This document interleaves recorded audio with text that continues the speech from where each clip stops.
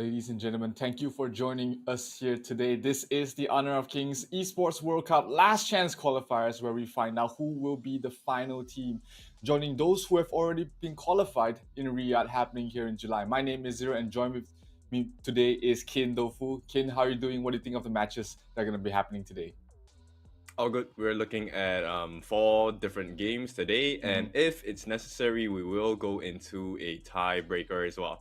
So excited! Of course, we are hoping to see some spicy matches. Today is Mhm. Weibo Gaming's day. I feel right. It's for them Mhm. to set themselves as the one with the meet with destiny to go to Riyadh so far. They are so close, right, Kin? They are basically two more wins away from making it to Riyadh. They just need to make sure they win every single game, regardless if it's a 2-1 or a 2-0 series.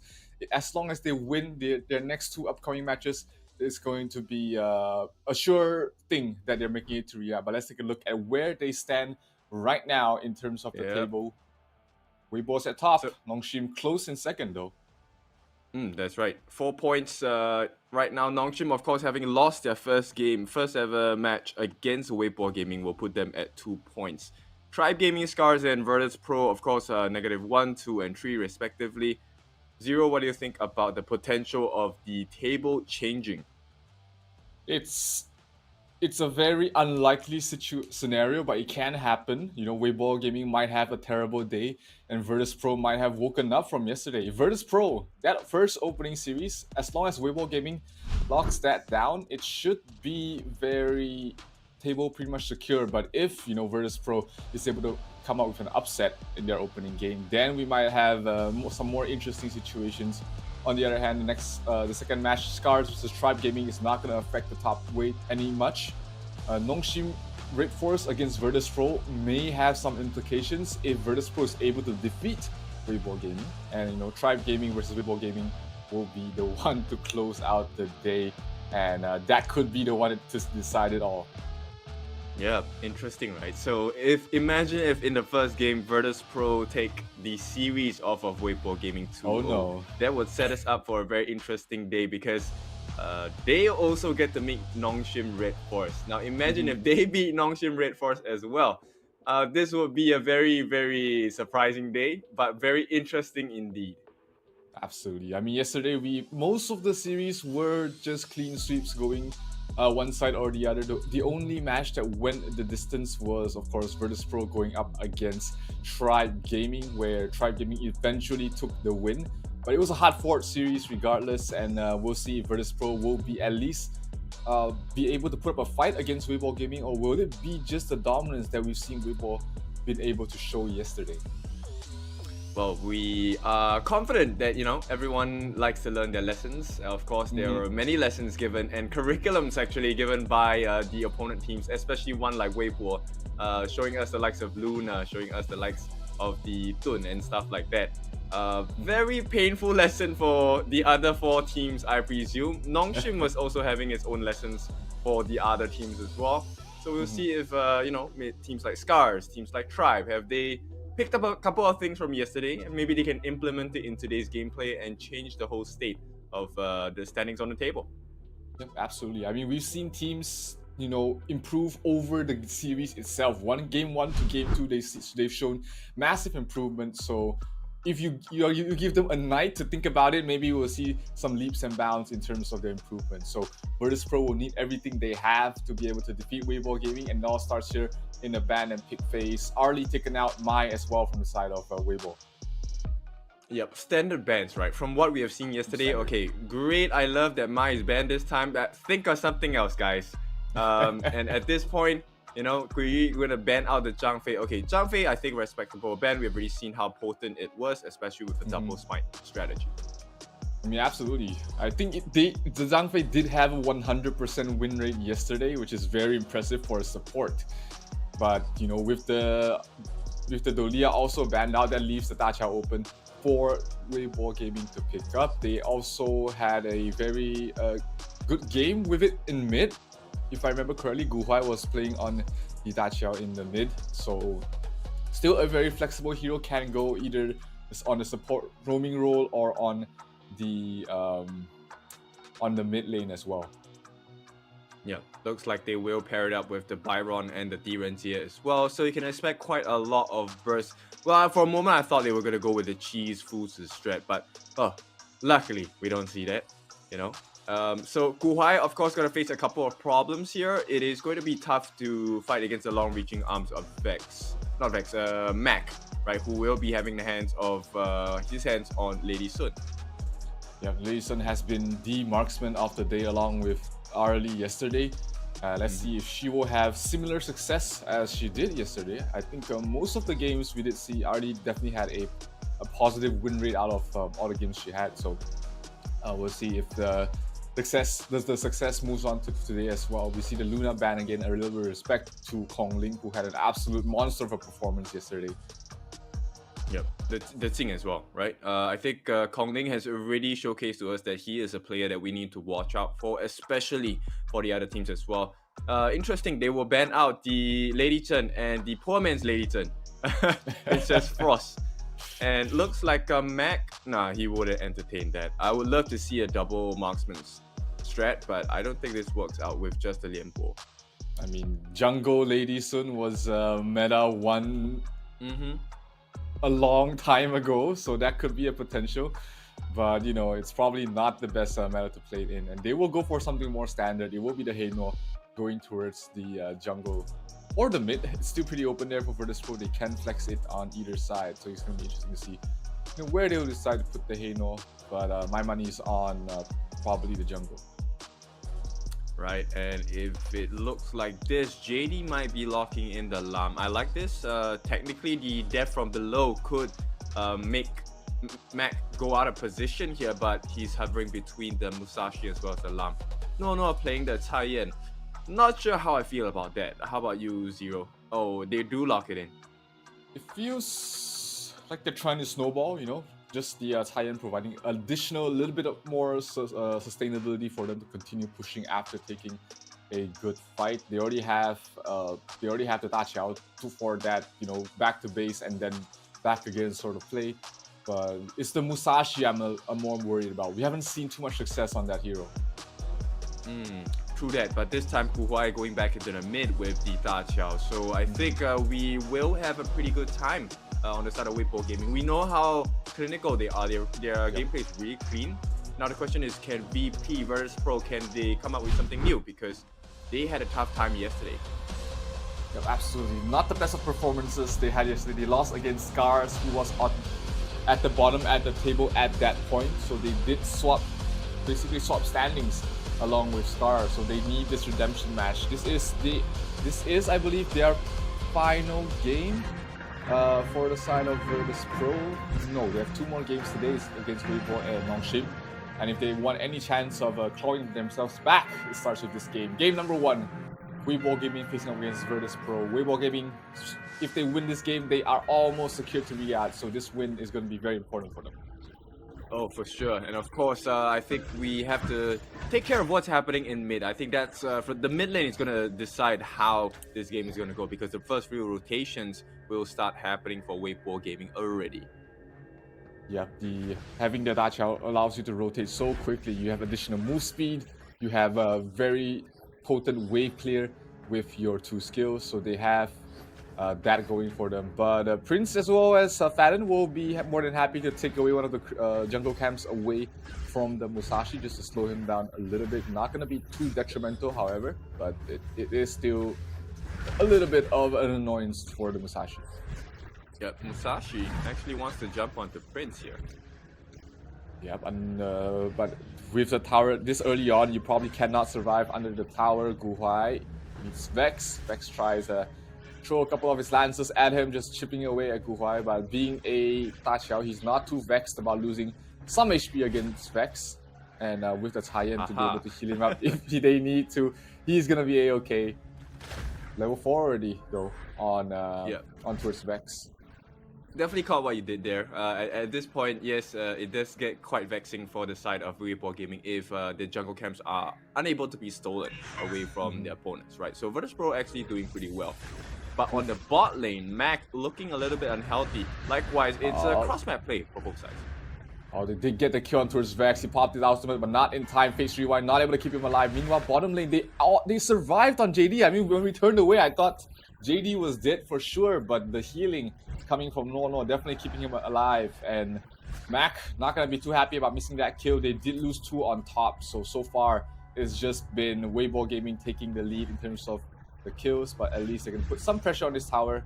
But without the creeps, with the tower shield still up and running, they are not going to be able to do anything else. So Weibo Gaming off to a hot start. Yeah, for sure. I think at this point, 1.5k goal lead, nothing too monstrous thus far, but we know how they like to take that lead, right? And Weibo Gaming, ready, let's go. Yeah, Weibo Gaming, the moment you give them a little bit of a lead of a little bit of an advantage, you know that they are going to turn up the pressure, turn up the pace here. Top lane, they're trying to make some moves on towards Neron, but with the tower still left standing, they are just going to focus on towards that. It's hard. It's a hard kill on this Mayin, already level 4, but oof, just 2 hits, 2 skills from Guhuai. She's already down to half health. Yeah, that's quite a pain in the butt, right? So Guhuai, oh, hang on, they're looking for something. Bottom lane, Kongling catching out Faden. Faden's still too tanky at this point though, and not gonna achieve anything here for the side of Weibo Gaming. A lot of damage being dealt there by the Angela. Blazing Brilliance, not gonna be able to finish off anyone though, so it's just gonna be back to more of a stalemate position. Guhai wasn't there to provide the CCs as well, but meanwhile top lane, they're able to bring down the top tier 1 tower. That's gonna be a little bit more of an advantage going towards the way of Weibo.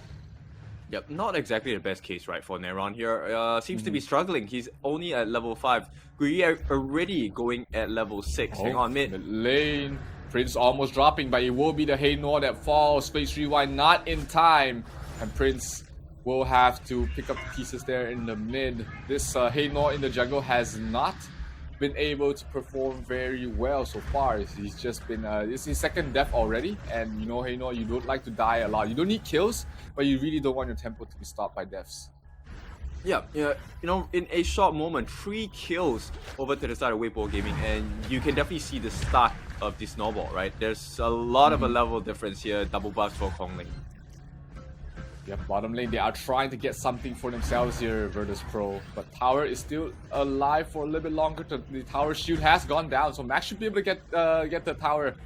But Faden is taking a lot of damage from that. He is a Liempo, however, he's able to heal back up, and here comes the ultimate from the Da Qiao, bringing everybody to the jungle, making sure that Hey Nor does not get the Azure Golem buff, and that also enables them to go for this Tyrant. So a very aggressive play with the Da Qiao ultimate, allowing them to secure this objective, and they're going to be able to get back to lane really quickly as well. Mid lane, a lot of damage being dealt to Guhai, but he should be a-okay.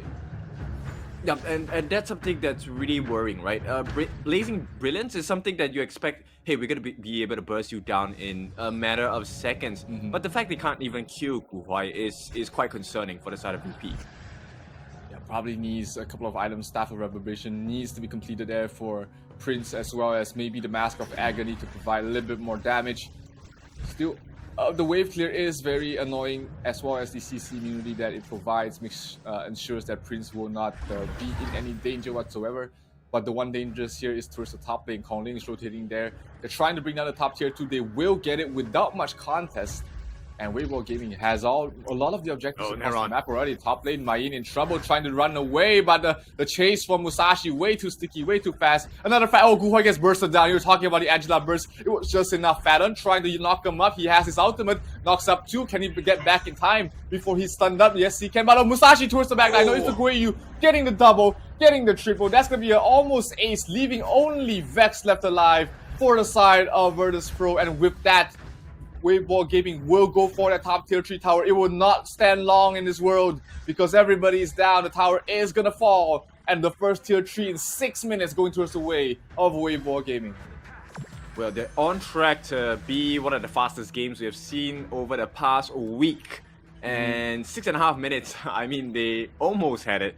They could have ended pretty much there if, VP made one more mistake. Let's take a look at the group of the items. We will have the Master Sword being completed very soon from Mac as the shutdown comes down. There's a lot of extra gold for the mid laner. So Venomous Staff, that's why she doesn't have damage. Yeah, she's just trying to reduce the healing from Taiyan, but at this point, Prince in trouble. There's no way to save yourself. She's gonna fall. Lianpo knocks up too, but is there any form of damage coming from the side of Virtus Pro? Looks like there might not be. Mayin is gonna fall. They do lose Kong Ling as well as Guiyu, but ultimately a quadra kill going towards the way of Kong Ling. I mean, we talked about Musashi not having a great game yesterday. They're trying to make amends for it today. Yeah, Weibo Gaming very strong at this moment and leading up to 6,000 gold at 7.5 minutes is not looking any better for VP. Yeah, not any better indeed. So the Taiyan in some trouble, but Nono should be able to teleport back to base. The Heino cannot stand the damage coming from JD, and he has to use phase 3-1 to get the hell out of there.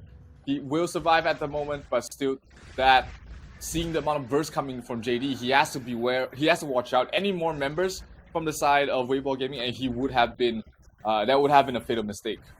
Oh, Lianpo drops the ultimate. Is there any form of follow-up? No, Lianpo will be the one trying to run away, but not enough follow-up so far. Fada is still very low. He has to back off. We do have the Blazing Brilliance trying to buy him some space.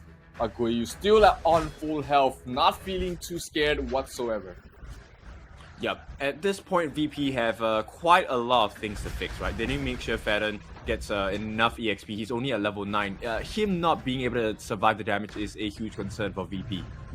The die. Taiyan, oh, good stun, and the knock up onto his Prince perfectly placed there. Perfect synergy with Gu Huai to be able to get that free kill. Kongling playing very aggressively between 3 of the heroes. Blazing Brilliance not going to be used yet. Kongling still living life at the edge, gets sent back there by the Da Qiao, and they're continuing back to fight out. Musashi goes for the Heino. Heino in trouble, not gonna be able to pop the phase 3-1 before he falls, and that's gonna be another hero down.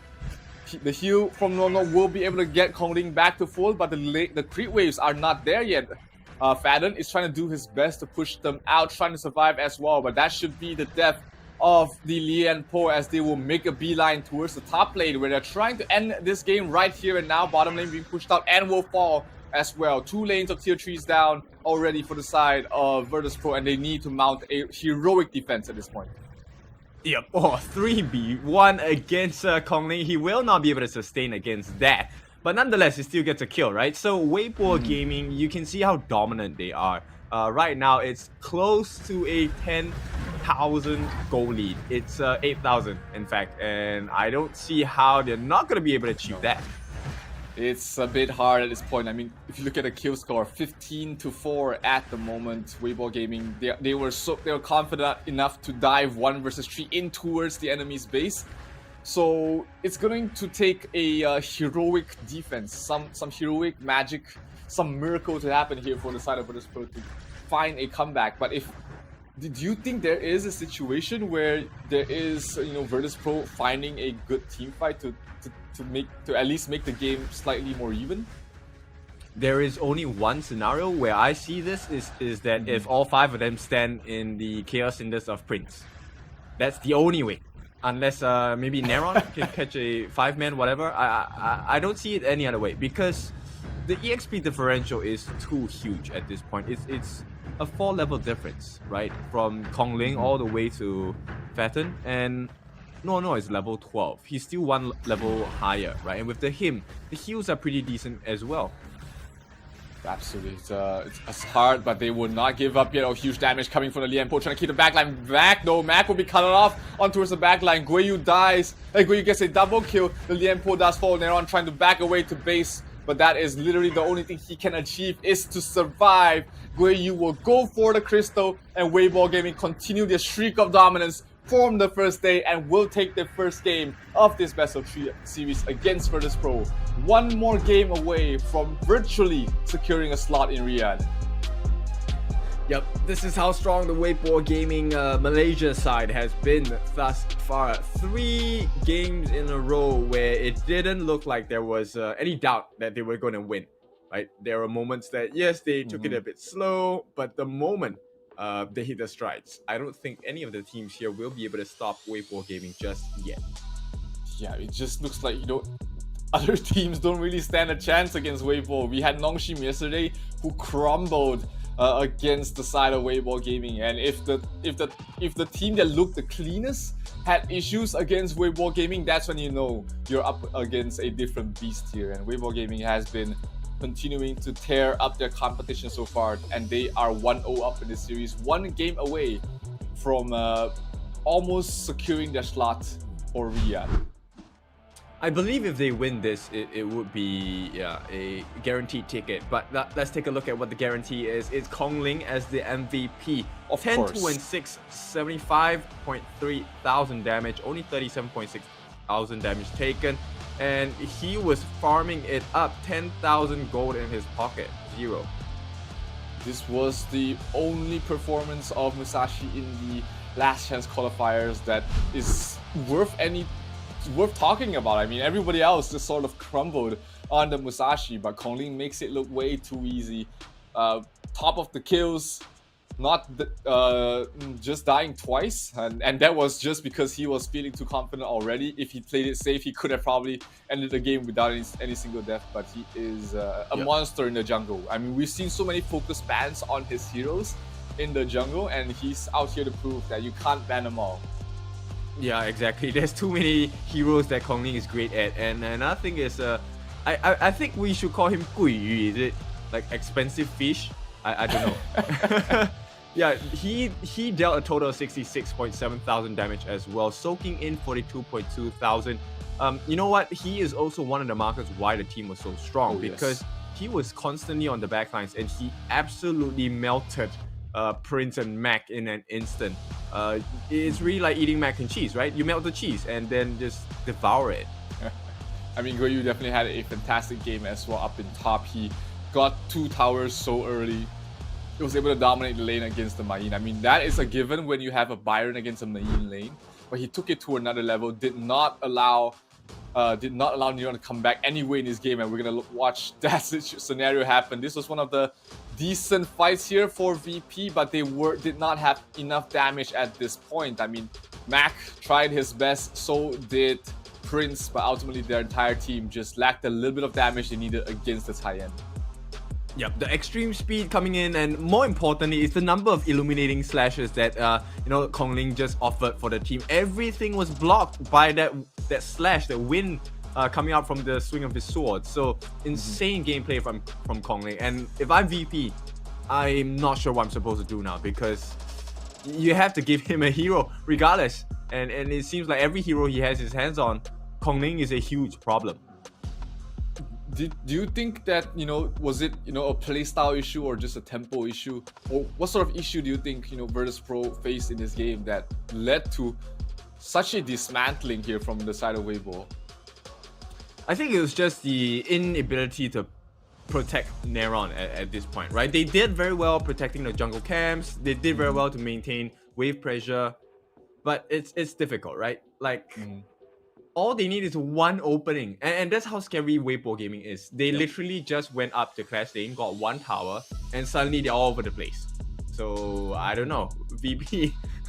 I sympathize with you. It's a difficult game to be playing. I mean, absolutely. Weibo is one of those teams where if you give them an inch, they will take a mile. You can't give them any sort of chance in this last chance qualifiers. And just because you know that they will exploit every opening they give you. And Virtus.pro, they did a decent job, protecting their jungle, not allowing that early game aggressive invade, but Weibo Gaming still found other avenues where Virtus.pro did not allow them to take. So one more chance here for Virtus.pro. If they lose this game, they are going to be secured in the bottom of the bracket. But if they're able to at least take a win against Weibo Gaming in this best of 3, then they might be able to fight up against SCARZ to avoid being called the lowest seeded team in this group stage. Yeah, I mean, mathematically, if they take this series, they actually dwindle the hopes of Weibo Gaming quite heavily, because they get to play against NONGSHIN as well, right? Which means they get to pull 2 of the top teams off the table, perhaps lower than what they're hoping to achieve.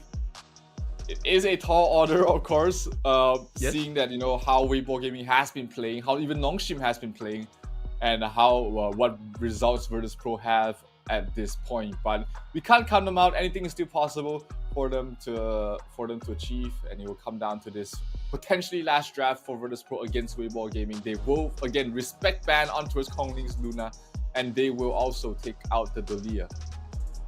Yeah, I think that's a smart ban, right?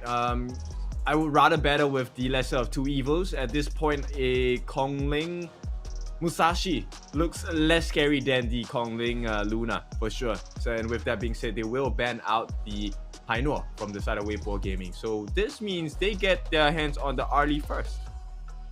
Yeah, they do pick up the Arlie, one of the, like we talked about it again, he is very strong and, you know, one of the most popular marksman at the moment by Weibo Gaming. We've seen this happen before. When they pick up the Dun and the Mai, they are going ham. They are going all out in terms of aggressiveness. Yep, very dive heavy as well. Something that I would be concerned about if I'm at Virtus Pro. So VP, they need to find someone who's able to melt them. And I think, okay, Lady Chen and Zhang Fei, great. I like this composition, right? With the double smite composition, VP on the side for Prince will be able to stop the Mai coming in if he takes a step too close as well. Absolutely. It's a very teamfight heavy lineup from Virtus Pro, so they can definitely punish the aggressive moves early if they respond properly, and their mid game looking very strong. I mean, so far VP hasn't been the team with any draft issues, in my opinion. They seem to always been able to put up some very solid drafts. It's just the movements across the map and the early game, the way they respond to early game aggression, that's really faltering. Yeah, they're gonna ban out the Ming as well, and Weibo Gaming taking out quite a few Clash laners. They take out the Lane, they take out the Byron. So this is pretty much pointed on Neron itself. I think they want him to pick something like a Charlotte or Main maybe. Is Main banned? No. Yeah, they are expecting a very forced lineup for Neron. Yeah, they are. I mean, Main in that lineup, not my favorite hero. They do need a more active Clash laner. In my opinion, something like a Sun Tzu that can be able to join fights early, and they seem to have the same train of thought as well. They want someone to join the fights early. Oh, first showing of Li Bai. This is gonna be fun, Kin. Yep, oh, I absolutely love this. I mean, go out with a bang, right? If you need to have some fun, go and have it, but make it flashy as well. And I like this, and I agree, right? Weibo Gaming wanted VP to lock in and see if they could give Neron a bad game, because let's be honest, I think the mindset for them now is, hey, Neron is not as strong in the laning phase. Let's find a win from there, right? But this Sun Tzu pick, I think it could make the difference for VP. Oh, is that a Yao? Yes. Are we seeing a Yao? No, it's just a tease, right? A support? No, it's not a support. It's gonna be a Clash lane Yao? Is it really? Oh, wow. Oh, okay. Lovely. Okay, the newest hero in Honor of Kings will be gracing the Heroes Gorge with us today, and we get to see it played in a jungle role where the Dun will be going towards the Clash lane. So, wow, okay, I mean, we get Li Bai and the Yao in the same game. Yeah, exactly, right? So a lot of movement across the map. Of course, Li Bai offers a little bit more iframes compared to his counterpart here on the Shining Star. But I mean, Zero, this makes me super excited because, okay, if it's just based on the draft, I think we'll get a lot of action even before the 4-minute mark. Absolutely. I mean, you've got the Mai, you've got the Dun. That is a recipe for early game aggression already. Kongling on the Yao. He's been so flashy with non-flashy heroes, right? He played the Dun, it looked amazing. He played the Musashi, he gave it the first win. He played the Luna, and of course, little needs to be said about the Luna. But now we get to see Kongling on one of the flashiest jungle heroes. That is going to be the Yao. But on the other side, Vex is on the Li Bai as well. That is a very flashy jungle hero that you can play. And it's going to be interesting to see what goes on in the early game, because there's a lot of recipe for early game movements. Yep. Actually, at this point, I think it's looking similar to Game 1, right? I think Weibo Gaming should have a decent start. They will not be allowed to steal the camps, but Guiyu here taking a 1v2. Yeah, Guiyu still man fighting. It is a Dun. He is very tanky at the start. He's really taking the fight against both of them. Meanwhile, bottom lane to get a kill on towards the Arlie. That is huge start, and Guiyu is still teaching them a lesson. You think I'm not as strong as my Byron? I'm doing exactly the same thing, and you know, punishing these two, they are not gonna feel too good about being just manhandled by him. And Kongling rotating up towards the top, hoping to find an opening to pick off Neron, but Neron will be too deep, too safe under his tower. Oh, Guhai actually stole that camp away from his own jungle. Kongling's not going to be happy about that. Nah, I'm just joking. At this point, yep, it seems fine, right? They have so much mobility on the side of Wave 4 Gaming that it's a little bit concerning whether they can even get a catch on them on the side of VP. Oh no, Mac! Bottom lane, another kill on towards the Arlie. I mean, you don't expect the Arlie to die so many times this early, but it's an after Shambles calling out towards the top, trying to get a kill onto Sun Tzu, but he sets sail to try and back off. Mai Shinui in some trouble. Gu Huai trying to escape. The Sun Tzu misses, and he will fall. That's gonna be Neron falling this time, and Weibo Gaming signature move, invading to the jungle right as the Azure Golem is about to spawn, and they are going to put 4 members here to try and secure it. Fadon trying his best to stall them out, trying to get a steal. Vex in some trouble. Levi trying to smite it away. No, not gonna get it. Fadon will be the one to get it with the smite. And they are still going to be defending Guiyu in some trouble. This is a good response from the side of Virtus Pro. Can they get something? Can they get some kills in return? Oh, Guiyu just so low in HP. Will he get the hit? One more hit? No, Fadon turns back to human. He has. Is he gonna die for this? The shields. Oh, he misses. Oh no! But the Sun Tzu come in and finish him off. So not too worse for wear there. Neron gets something for his hard work. They still managed to punish him. That was a good defense of their jungle, I believe. And at that point, that was probably the best you can hope for. I mean, yeah, it was technically the best, but it's not a situation that VP are very comfortable with, right? The fact that Mac died, I think, a total of 2 times already, even before the first neutral objective, is a big concern. And already, the snowball is very apparent coming out from Weibo Gaming. Yeah, very apparent indeed. I mean, it's just an 800 network fleet at the moment. But another kill going towards the way of Gu Huai, just bursting down Fadon. And we're talking about how the lead isn't that huge yet, but you know, every single kill you get just makes it harder for you to come back. Yeah, Fadon not exactly having a good game. His smite not really working out for him at this point. It is it did allow him to just take away that Sage Golem, the Azure Golem away from Weibo Gaming, but he's still not giving it to his Levi, and that's not the best situation. Oh, it looks like they are trying to defend this early, set sail early on to try and catch someone out in the jungle. There goes the Primal Rage, trying to finish off Kongling dropping very low. He gets a kill onto a sleep by in the end, but still falls. Another hero, Neron is the second one to follow, and Prince, did he have his ultimate? Looks like he did not, and they lose 3 heroes trying to defend that Sage Gold, the Azure Golem. Sure, they lose Kongling, but they have 3 heroes left alive, and this might be another kill onto his Prince. Trying to back off. Nope, Mai Shinoi misses the skill. Going deep for it. Gets the kill. What an amazing play there coming from Gu Huai. Yep, it's a rampage as well, and this is the state for Weibo Gaming. Mac maybe getting caught out once again. All he needs to do is to step a little bit too far forward, and his life will be in the hands of, once again, of JD. And it is starting to get out of hand here for the side of Virtus Pro. Weibo Gaming is taking the lead to 3,000. The lead by Vex has no game whatsoever. They bring down the Zhang Fei. That's gonna be the Crimson Golem going down to the side of Virtus Pro as well. Mac trying to do his best to survive, to deal the damage he needs on towards the Lian Po, but here comes on towards the backline. There's the Mai Shinui going for kills. Gu Huai, can he get the kill before he dies? Yes, he can, and he might be able to back away from this as well. Meanwhile, Kongling was able to get the kill and clean up the bottom lane with the tier 2 tower. 4 dead for the side of Virtus Pro as they are again struggling to take these fights. Yep, I hate to be the bringer of bad news, but Zero, this is a 12-2 scoreline in a matter of close to 6 minutes. And as it stands now, I don't see how VP will last long enough, because Weibo Gaming is not giving them any room to breathe.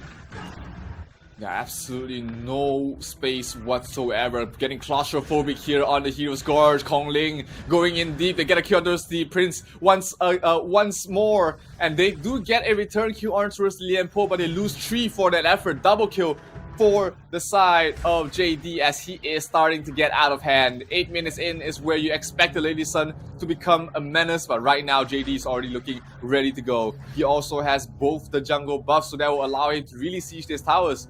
Mac trying maybe to get something done here, but he might want to back off away. He has to use his parasol, but the chase by 2 at the burst coming from Guhua way too fast. They lose Mac, and they will lose Fadon once again. He made him not look tanky at all. I mean, this is something else here from Weibo Gaming.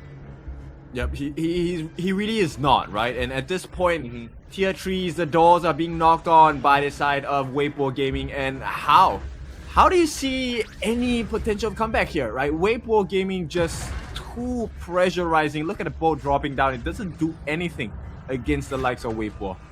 Yeah, this is looking like a last-ditch defense here from the side of Virtus.pro, trying to find some opening, some avenue, some mistakes made by Virtus.pro to make a comeback, but so far, Weibo Gaming has been very clinical in their aggression. Diving the tower, huge tempo ultimate towards the backline, the damage coming from Lady Sun, way too much. They lose Fadon immediately, no ultimate for him. And oh, they almost actually get the kill on towards Prince, but he will be the one to get the return kill. Shut down on towards Guhuai. Kongling did fall as well. That was the lead by getting the kill. This might be a good fight for the side of Virtus.pro if they're able to clean things up. They're on way too low though. Gui Yu as well as JD really doing the damage. They're getting the kill. 3 heroes down here. 4. Make it 4 for the side of Virtus.pro as they look to end the game right now. Phantom back alive. Mac trying to push out the bottom lane. But this is the Crystal that is in danger. JD, plenty of damage on him. He's going for the end, and that is going to be it. Weibo Gaming will sweep the series in clinical fashion and take one more step further. Pretty much secured right now for the trip to Riyadh. Yeah, too fast, too furious on the side of Weibo Gaming. And at this point, I think, yeah, there's really little doubt, right? They have won now, I think, 3, right? 3 straight games already, all 2-0s. And this puts them comfortably at the top of the table with 6 points. Absolutely. So, that's 6 I don't know, points. 0. Mathematically, they have almost no chance, I believe. They have pretty much a secure spot right now. All the stars have to align for every single team out there for something else to happen. But at this point, I mean, Weibo Gaming, they're looking to take all the wins, and if they win on them all, it's pretty much secured at that point. Yeah, let's take a look at the MVP of the game first, and that is definitely going to be Gui Yu. I'm going to change the way I pronounce this guy's name. He is an expensive fish right now. 4-1 and 11, dealing a total of 49.3 damage. And this Clash lane is just an absolute beast. 49.5 thousand damage taken as well, right? So 0, I think it's hard to argue why Virtus.pro couldn't really do anything, because this guy was just insane, and all he had was an Iron Phoenix and Ominous Premonition. I mean, absolutely. That top lane where they sent the Zhang Fei as well as Sun Ce to 1 versus 2 came to give the Sun Ce a better lane. The Gui Yu just said, "Come at me, bro. I can take any fight you want to give me," and really, from the get-go, it was just Weibo Gaming winning all 3 lanes. Bottom lane, Mac had an absolute terrible game, and he wasn't able to do anything as well. So it is just a slaughter on all 3 sides from the side of Weibo, and as usual, they never give an inch.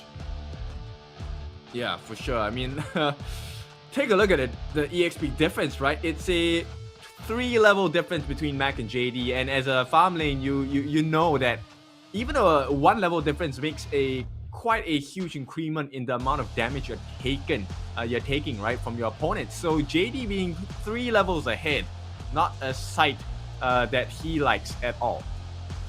Absolutely not a sight that you want to see. And Weibo Gaming definitely setting their sights on towards the trip in Weibo to Riyadh. They probably have their flight tickets already booked at this point, maybe just applying for the visa. But it is, again, they're looking to join their Malaysian brethren, that is Team Secret as well as LGD, in the Esports World Cup for the Honor of Kings. And they are really embodying the spirit of how Malaysian teams play Honor of Kings. Aggression from the get-go. Very, very clinical plays as well. And my, oh my, this is Weibo Gaming playing, just showing these guys how to play the game. Yeah, national pride for you, Zero, at this point. I mean, what a game coming out from Weibo Gaming. They will join the likes of LGD Gaming from Malaysia, as well as Team Secret, the other Malaysian counterparts, as they look to really just put their mark on this competition, right? Because they have one more game today. And I think regardless of how the other teams play, if they win that last series, there is absolutely no way anyone else is going to be able to catch up to Weibo Gaming. Yeah, absolutely. It is just one more game for them against the likes of, I believe it is Tribe Gaming, to secure their spot. Virtus Pro is now, I wouldn't say comfortably in the bottom, but you know, if you're at this position, you might as well just enjoy the rest of the journey as it goes. But Weibo Gaming really cut above the rest in this entire last chance qualifiers. They are comfortably on top. 6-0, no maps dropped whatsoever, and they are one win away from going to Riyadh. Yeah, that's right. If we take a look at it, yeah, mathematically speaking, I don't think unless Weibo loses and maybe NONGSHIN wins the rest of the games. How many games does NONGSHIN have? Let me take a look. No, they can't do anything.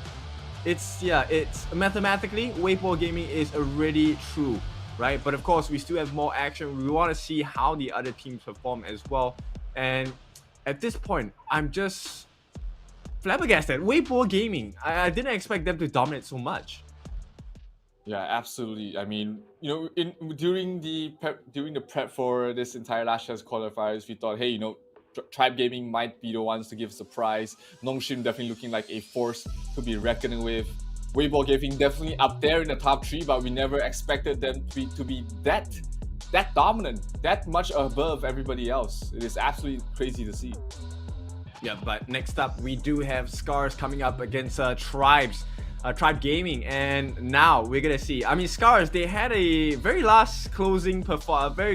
last closing performance last night, right? So I'm curious to see if they can bring that and, you know, show it against Tribe Gaming.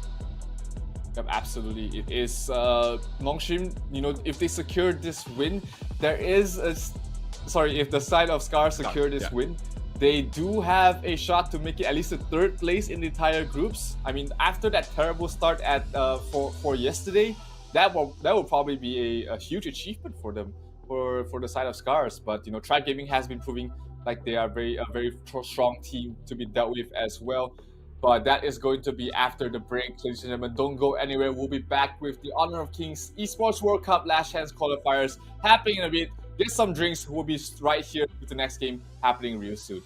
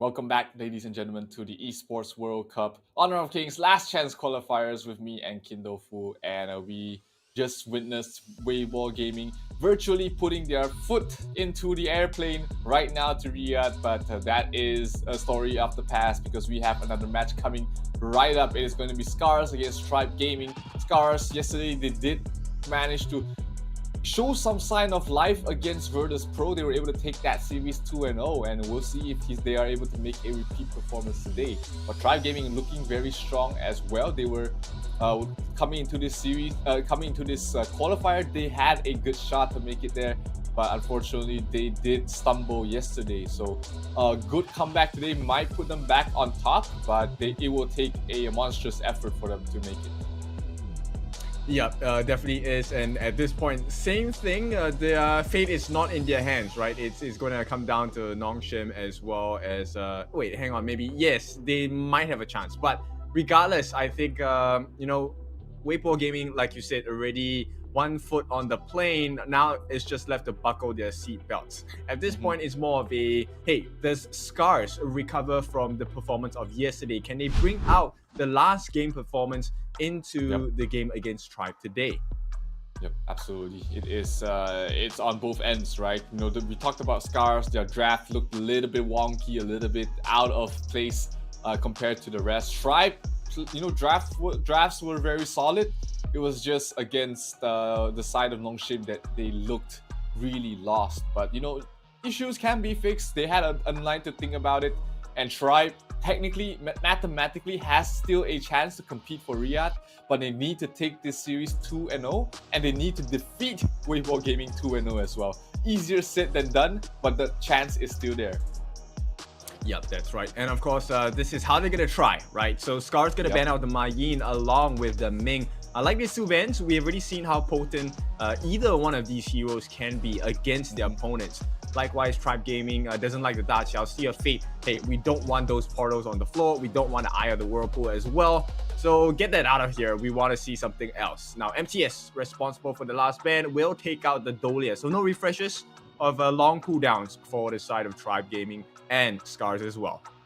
Yeah, we are back to banning supports, ladies and gentlemen.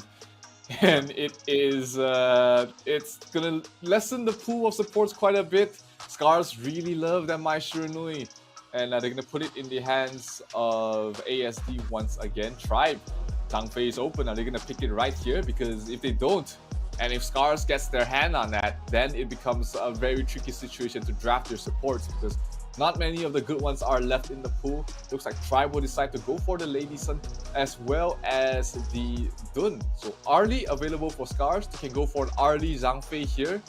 That can be very potent as well. Was it Tribes yesterday that had the super long game where they went like full tank all the way? Was it that? SCARZ. That was SCARZ. They went for SCARZ. the Dr. Okay. and the Zhang Fei.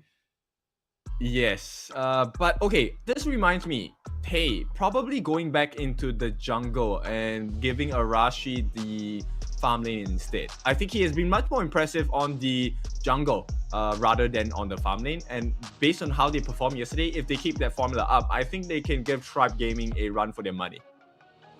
Yeah, definitely possible for SCARZ to make that sort of play. Sun Bin is picked up there for Tribe. Like we said, once the Zhang Fei is taken out, there's not too many of good supports left in the pool. Sun Bin in this scenario, I think it's a pretty okay pick. I mean, it's great against the Arlie, it's decent against the Mai, but not one of those supports that is on top of the table right now.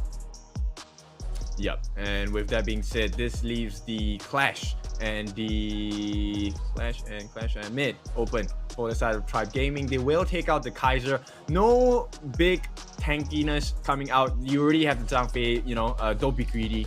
And likewise, they will take out the Pei. And lastly, SCARZ will ban out the Lady Zhen as well as the Hainor. Pretty decent bans. I like the fact that they take out the Hainor because the Hainor will delay the pushing power on the side of SCARZ. Likewise, Lady Zhen actually works really well against Zhang Fei, even with the unbridled outburst. Yep, absolutely. It is definitely a good draft from SCARZ, at least compared to what we've seen throughout their entire group stage is probably the most solid opening that they ever had. You know, nothing too wonky. The Mai is the only one. Oh, are they gonna change it though with the Musashi? And I guess the question is as well, Kin, is Arashi and Tei gonna switch up their roles again, or are they gonna go with what works in their only win against yesterday? I think they should keep it status quo, right? I think Tay should just keep it in the jungle. He has been really impressive so far. And Ochik, of course, going to be helping Rilva get that lane. In that case, and I love if they could pick up the Tiao Chan or even the Kanemo. I think that makes a lot of sense. The burst potential will be good. You know, Tay on the Musashi, sure, he does have his S1, which is the illuminating slash, right? But it's not always you know, not on cooldown. It does have a cooldown, albeit it can be short if he procs with his passive. But I think they might be considering the Diao Chan instead. Or Princess Frost might be the one. A little bit more CC for the team. There's a lot of CC. Sorry, Tribe Gaming has the Byron, the Dun, the Sun Bin, as well as Princess Frost. That is just a full team of crowd control for the Lady Sun to start dealing damage from the edge. So far, just looking at the draft, you know, who do you think has the edge? I think if we take a look at the execution of the players, I actually prefer SCARZ draft a little more. But if we're looking at just overall, who has more synergy in the team, I believe Tribe Gaming actually has it down instead. So it's 50-50 for me. It really depends on how they execute the draft. Both teams have a very strong and multiple win conditions as well. So let's see. I mean, Zero, your thoughts? It's, you know, it's hard to go wrong with SCARZ draft. That is a very meta sort of draft that most teams would go for. Probably only the Musashi being the outlier for the side of SCARZ. But Tribe, they have shown that they can play really aggressive, close to on par with NONGSHIN, as well as Weibo Gaming as well. And you know, SCARZ has been known to falter towards heavy aggression in the early game. So it's up to SCARZ to be able to slow down the tempo at the start and then take the better team fights later on. Agree. At this point, I'm really curious to see how they're going to kind of switch the story, right? Because you said they struggle a little bit with aggression, but when they have the Zhang Fei, they should be able to steal a couple of camps, and Musashi does clear camps pretty fast as well. He is pretty mobile. So rotations actually one of the strengths on the side of SCARZ. Let's see if they can actually make it work in their favor, because it's really important that they need that early game. Musashi, once again, doesn't do well if he plays from behind. Definitely not. He's one of those heroes that if you give him a good lead, he's going to be in your face every single time. He's taking up all the damage. But if he falters behind, then we've seen what Musashi does when he's not ahead. Even if he builds tanky, he just falls way too quickly. But we're back into the Hero SCARZ for game number 1 of SCARZ going up against Tribe Gaming. And we do see Ochi really protecting his Musashi, knowing that he needs to set up Tay for a good game, and he can bring it back for the team. But starting being an annoyance in this lane, in this jungle, trying to steal away some camps. He got 2 of the last hits, not too much of a big issue there for the Musashi, but it's not the best scenario. Yep, and as it stands now, I think ASD already know, right? The Mai Shiranui doesn't really have the best time clearing waves, going to struggle a little bit, which means the rotation is going to be a little bit slower. He's going to try and land a couple of Kachosens onto starting. Looks like he didn't hit the mark, didn't see a decrease in the life bars there. Yep, not too much of an issue, even on both ends right now, neck and neck in terms of net worth. It is still too early, and we haven't seen too many rotations. Level 4 hit by Tay. They're trying to go for a kill on towards the Byron by MTS, one of those laners that can go 1 versus 2 if he feels like it. Just moving around for both sides at the moment. Yep, it's a slight deficit in EXP actually in the mid and in the top. So you can see Rilva didn't do as well against MTS. MTS probably got the River Sprite before Rilva could. Yeah, it is those tiny bit of experience does come into play when you are level 3 versus level 4.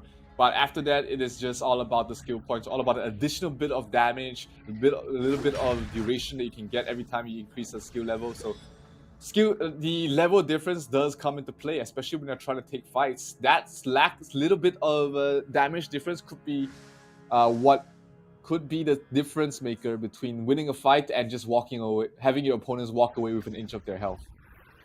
Yeah, so far, the jungle camps haven't really been threatened from either side, so we're pretty even in terms of like the gold, right? Gold accumulations. Shields are still up for all the turrets. It's really this first play on the bot lane. Can they make something happen? Oh, bot lane definitely making something happen, getting a kill onto his ASD already. Great start here for the side of Tribe. Lots of ultimates committed though, but they will be up before the Tyrant spawn, so great start from the side of Tribe. And that first blood on towards the side of ASD. Mai is not one of those heroes, she's one falling behind as well. Yeah, for sure. There's a lot of little things that matter in this game, and SCARZ seem to be unable to hang on to the lead at this point. So 1-0 going to Tribe Gaming. To be honest and to be fair, I think this is the scoreline we kind of expected going into the game. I think SCARZ need a little bit of time to warm up. Yep, absolutely.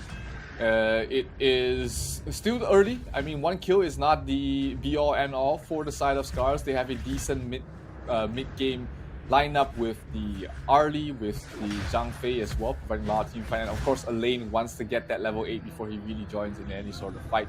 So Tyrant is spawning. They did TP the Princess Frost. They did recall the Princess Frost back to base. So that will mean they might be too late for this fight. Arashi is also here to provide damage, and they will be able to secure this. So SCARZ do get something for themselves and is able to stabilize the game so far. Yep, it's good, right? So the Chain Lightning will actually help to deal with the wave clear as well, which is going to be in favor for ASD. Of course, he needs to be very careful about his positioning there. In the meantime, now they have managed to even out the gold. They need to find something in the form of trying to get a kill on Zoro as well. They can't allow Zoro to just be living scot-free after having taken a kill onto the bot lane. Yeah, absolutely not. You know, punishes have to be made on both ends, making sure that they try and stay ahead. Mali, did he get the... No, he did not manage to get the Zero Golem buff away. So Tay is still in a good spot. I mean, as long as you don't die twice at this point, I think Tay will be more than happy to just be passively farming for a little bit longer. Yeah, right now it's really just making sure they get the respective buffs before they try and make a play, right? So obviously for the side of SCARZ, they won't be too interested in the Overlord. The Primal Bond at this point might be too hard for them to handle. They don't really have the damage just yet. Definitely not. Need a couple of damage items, especially on the Lady Sun. Oh, Lady Sun dropping very low in the bottom lane, but are able to back away to the safety of her tower. And we might see rotation coming with Starling and Mali, but going towards the bottom to help out. But Arashi as well. Arashi is only moving towards mid. Can they catch him out? No, they cannot. And they will get also the Overlord for the side of SCARZ. So getting a lot of objectives across the map. That's good, right? That's a good recovery because now they plan around the timing of the Primal Bond. They can start to look for a little bit more room across the map once the Vanguard start coming out. This is as good of a start for SCARZ as you can get. I mean, not too many deaths. You've been able to defend every single one of the jungles without committing too many members, keeping the net worth similar, and also all your towers are still up. I mean, this is the dream scenario for SCARZ, who did have issues in the early game, but now this might be the fight that they are that might decide the whole thing. They able to get the Azure Golem, but towards the backlines, that might be dangerous for Subin. He gets bursted down there by the Arlie. Princess Frost will fall as well. SCARZ chasing, pushing their advantage at the moment, but the double kill would be the only thing that they get there. I say only, but that is a huge start for Arlie, for Arashi, and that is going to set themselves up nicely, along with the first wave of Vanguards to really start pressuring these towers. Mali dropping very low, but Arashi not going to continue giving chase. Yeah, but the cut is deep, right? And that's like a embodiment of SCARZ as a team. The SCARZ are, wounds that have been cut too deep, and at this point they're looking for more. They're trying to really press their advantage at the moment. don't think their buff from the Tyrant Steel is available, but hey, it is still them having a slight lead, and they are trying to look for these early fights. ASD might be in some trouble. This is not the position you want to be in, trying to run away. He will get away to safety. Yep, it's push and pull here from SCARZ, and it looks like they know what to do. Very good recovery from yesterday as well. They will lose this jungle camp, but hey, it's a small price to pay to keep your members alive. Absolutely, it is. You know, you take these as long as you don't lose too many members. Or top lane, Arashi in some trouble. Death by Sunset has to be used. He's trying to back away. The shields will keep him alive for the moment. The Sun Bin silence will not be able to connect in terms of the damage. Hey, what are you doing there? That he might pay with his life. That is him being terribly out of position.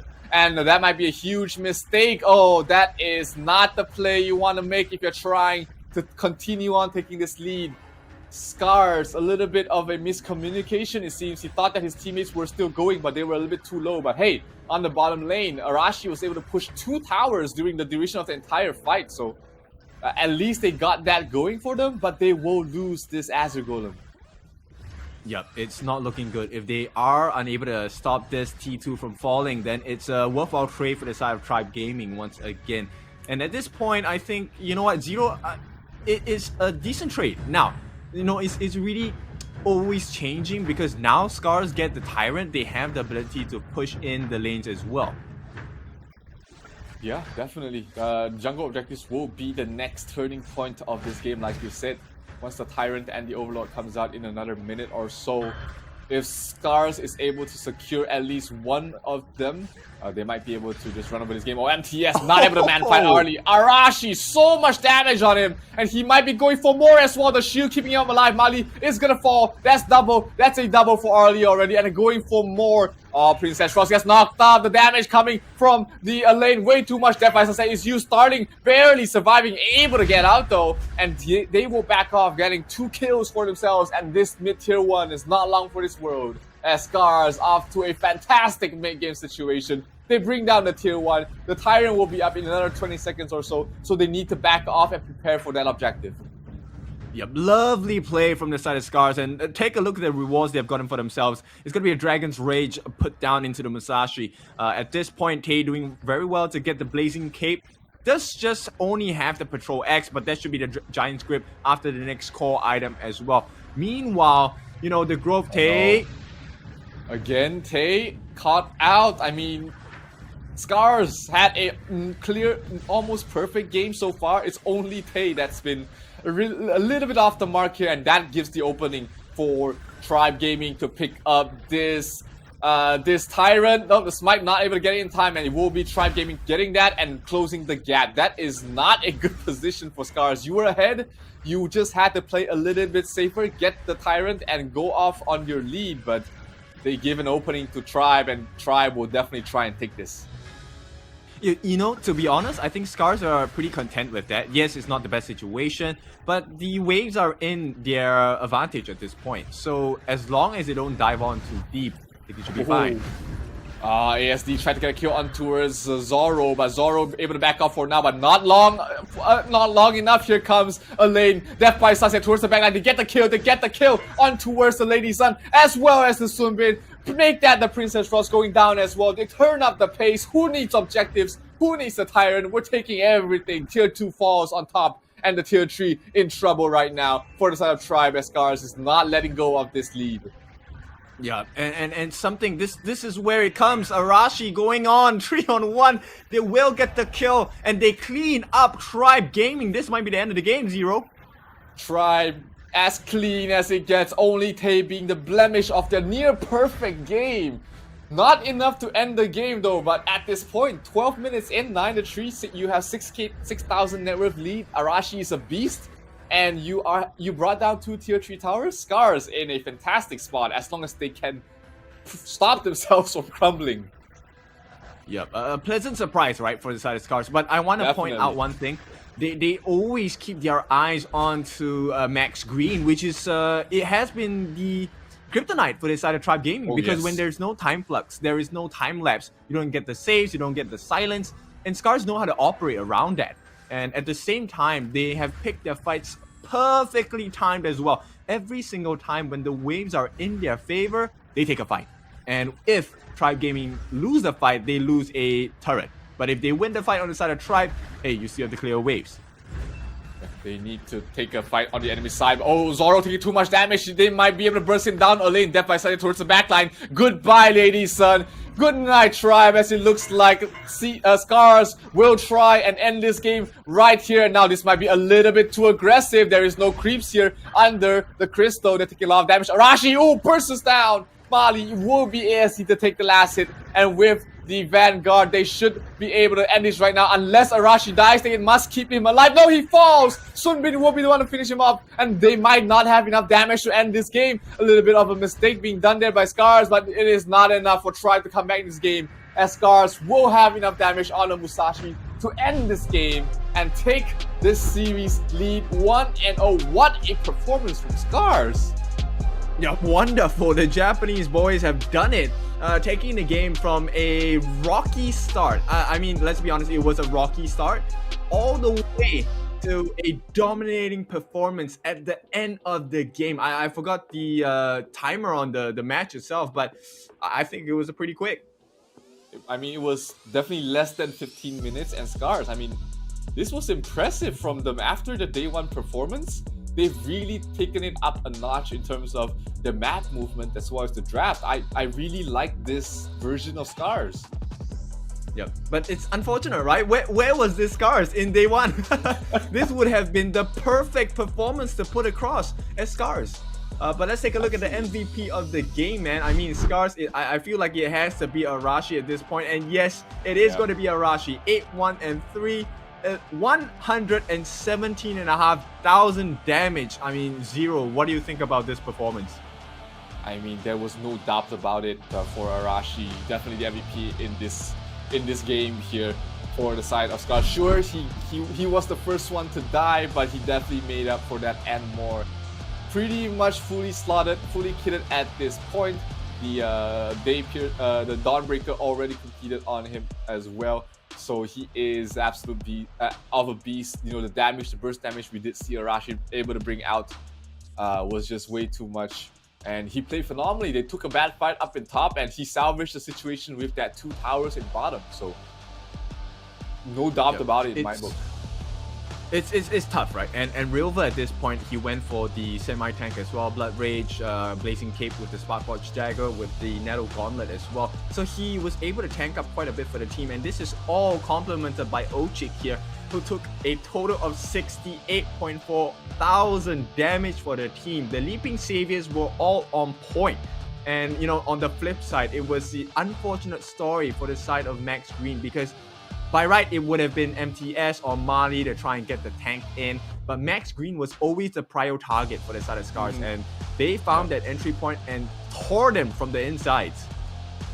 Yeah, we did see them, like every time they are able to pick off Max Green at the start of the fight, you know, without that huge team fight ultimate in the time flux, it is very difficult to shut down the early, and towards the late game, Elaine did a fantastic job as well, being able to constantly pressure Zoro, not letting Zoro deal free hits, and was able to just shut him down as well. Fantastic game from SCARZ, true and true, never falling too far behind at the start, and once it reaches that mid-game, that 8-minute mark, you see them really taking control over this game.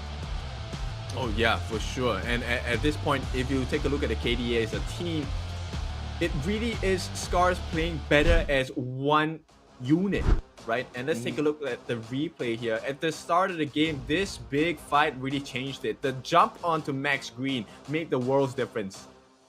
Yep, absolutely. No time flux means Arlie can go ham, and hey, a little bit of an off game for him. He looks like he was a bit lost. His entire team was already backing off, but he shows up to the fight. But here, Arashi securing his MVP, basically just from this fight, getting a kill on towards Mali, a mano-a-mano situation. We did see, sorry, it was MTS. Mali did try and come and help, but he got the double regardless, and Arashi really just got out of control at that point. And once again, Zoro being chased down there by Rilver. Rilver never giving up. Death by Sunset finishes him off, and they go ham once again. I mean, this was just a very impressive performance from the side of SCARZ, and I hope they are able to do this once again, because this is the SCARZ that we sorely missed in the first day.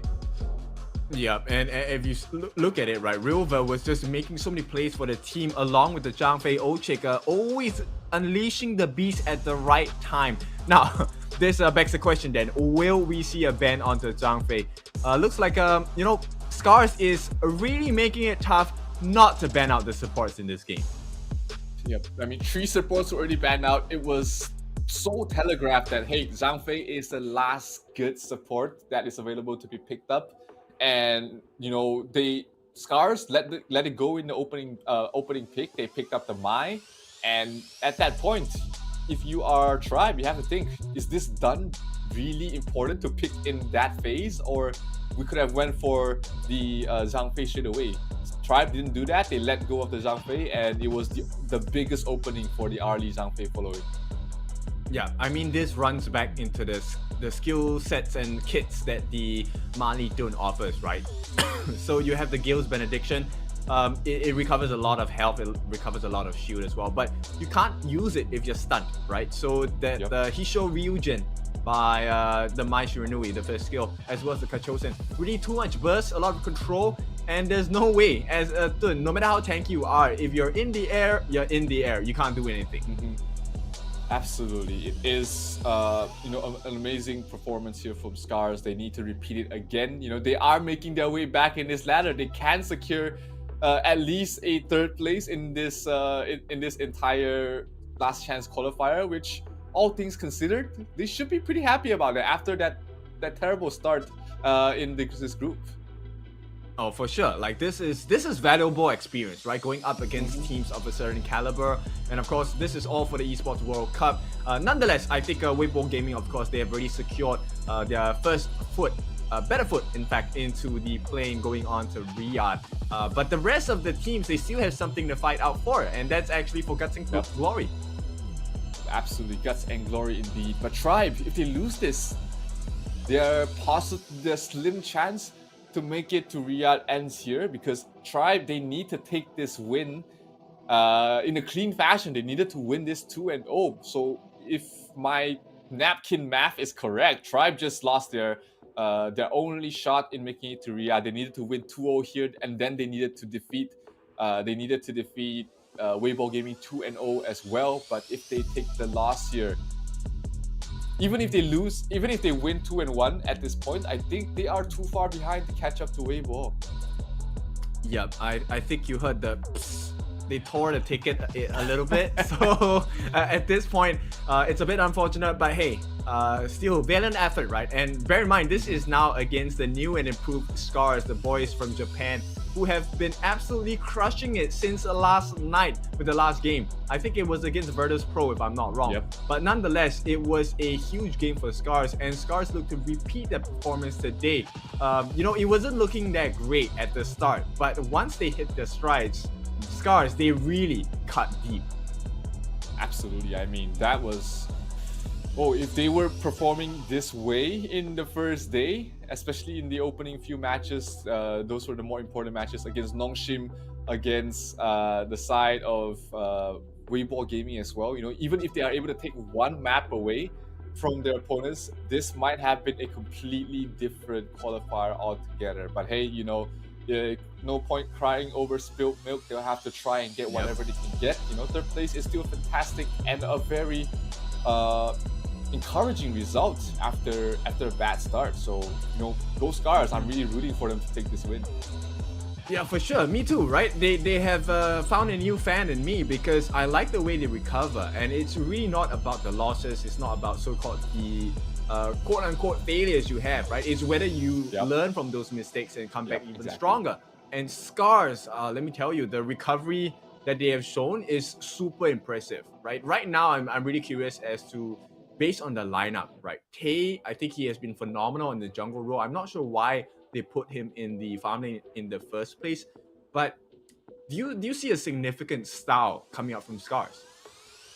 I think, after we've seen them make this lane switch, it seems like they had a clearer idea of how to move across the map, and that was what was really lacking during their first 2 games. They looked lost in being unsure on the movements they should make. But Tay definitely knows the rotations that they need to do, and that has been the difference maker, I feel, and has been a really integral part of the success in the second half of this qualifiers. But one more chance for SCARZ to close things out. Tribe Gaming, they are probably feeling very devastated after that game, but hey, there is still a fight that has to be given from your side, and they will still need to give it their all.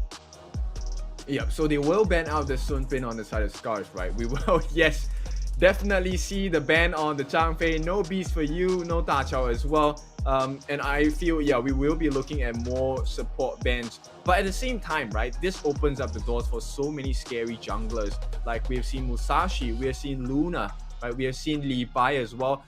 Li Bai hasn't had the best performance in this particular competition just yet, but given the right scenarios and the right environment, he's gonna thrive really hard. So I'm expecting a couple of unorthodox jungle picks here. I mean, the jungle role has sort of throughout these entire qualifiers, it has gone from the very meta picks to the more eccentric ones that we've seen. But hey, there's still possibility for Yang Yuhuan that we kind of missed out for a couple of games. Didn't have the most fantastic performance here. With the Lilia pick, there is definitely a possibility for Tribe to go for the Yuhuan.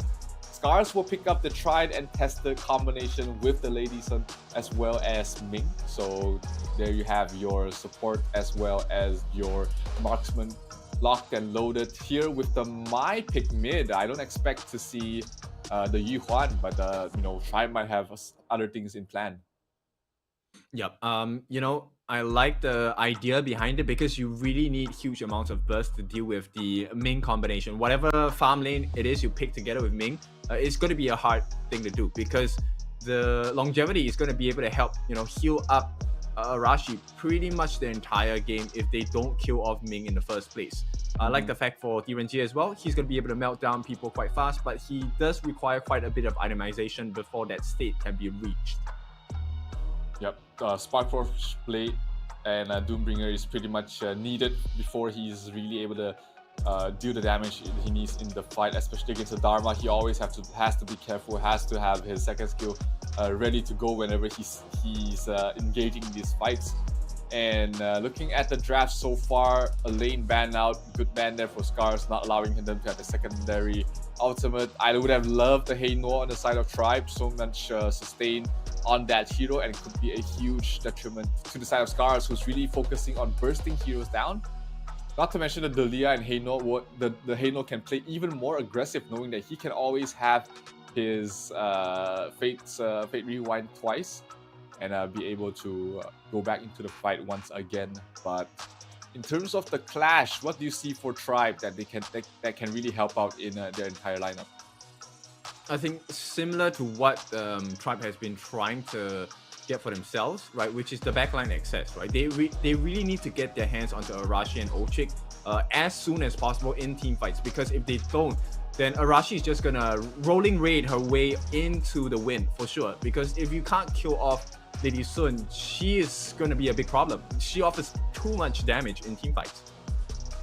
Absolutely, it is. They need some way to cut out, or at least really pressure both Arashi as well as Ochi not to have them to stay in fights too long. And the Mai, sure, she can do that, but she needs a little bit of backup, something else to help set up starting to get cut towards the backline and also soak up the damage as well.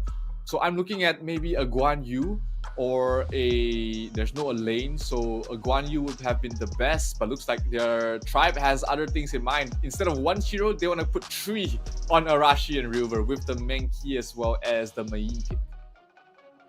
I like it. I mean, Dream Roam, you do get to use the bubble to fly in a circle. Maybe you could get access into the backlines. With the Dream Bubble as well, you could attack them and poke them from afar.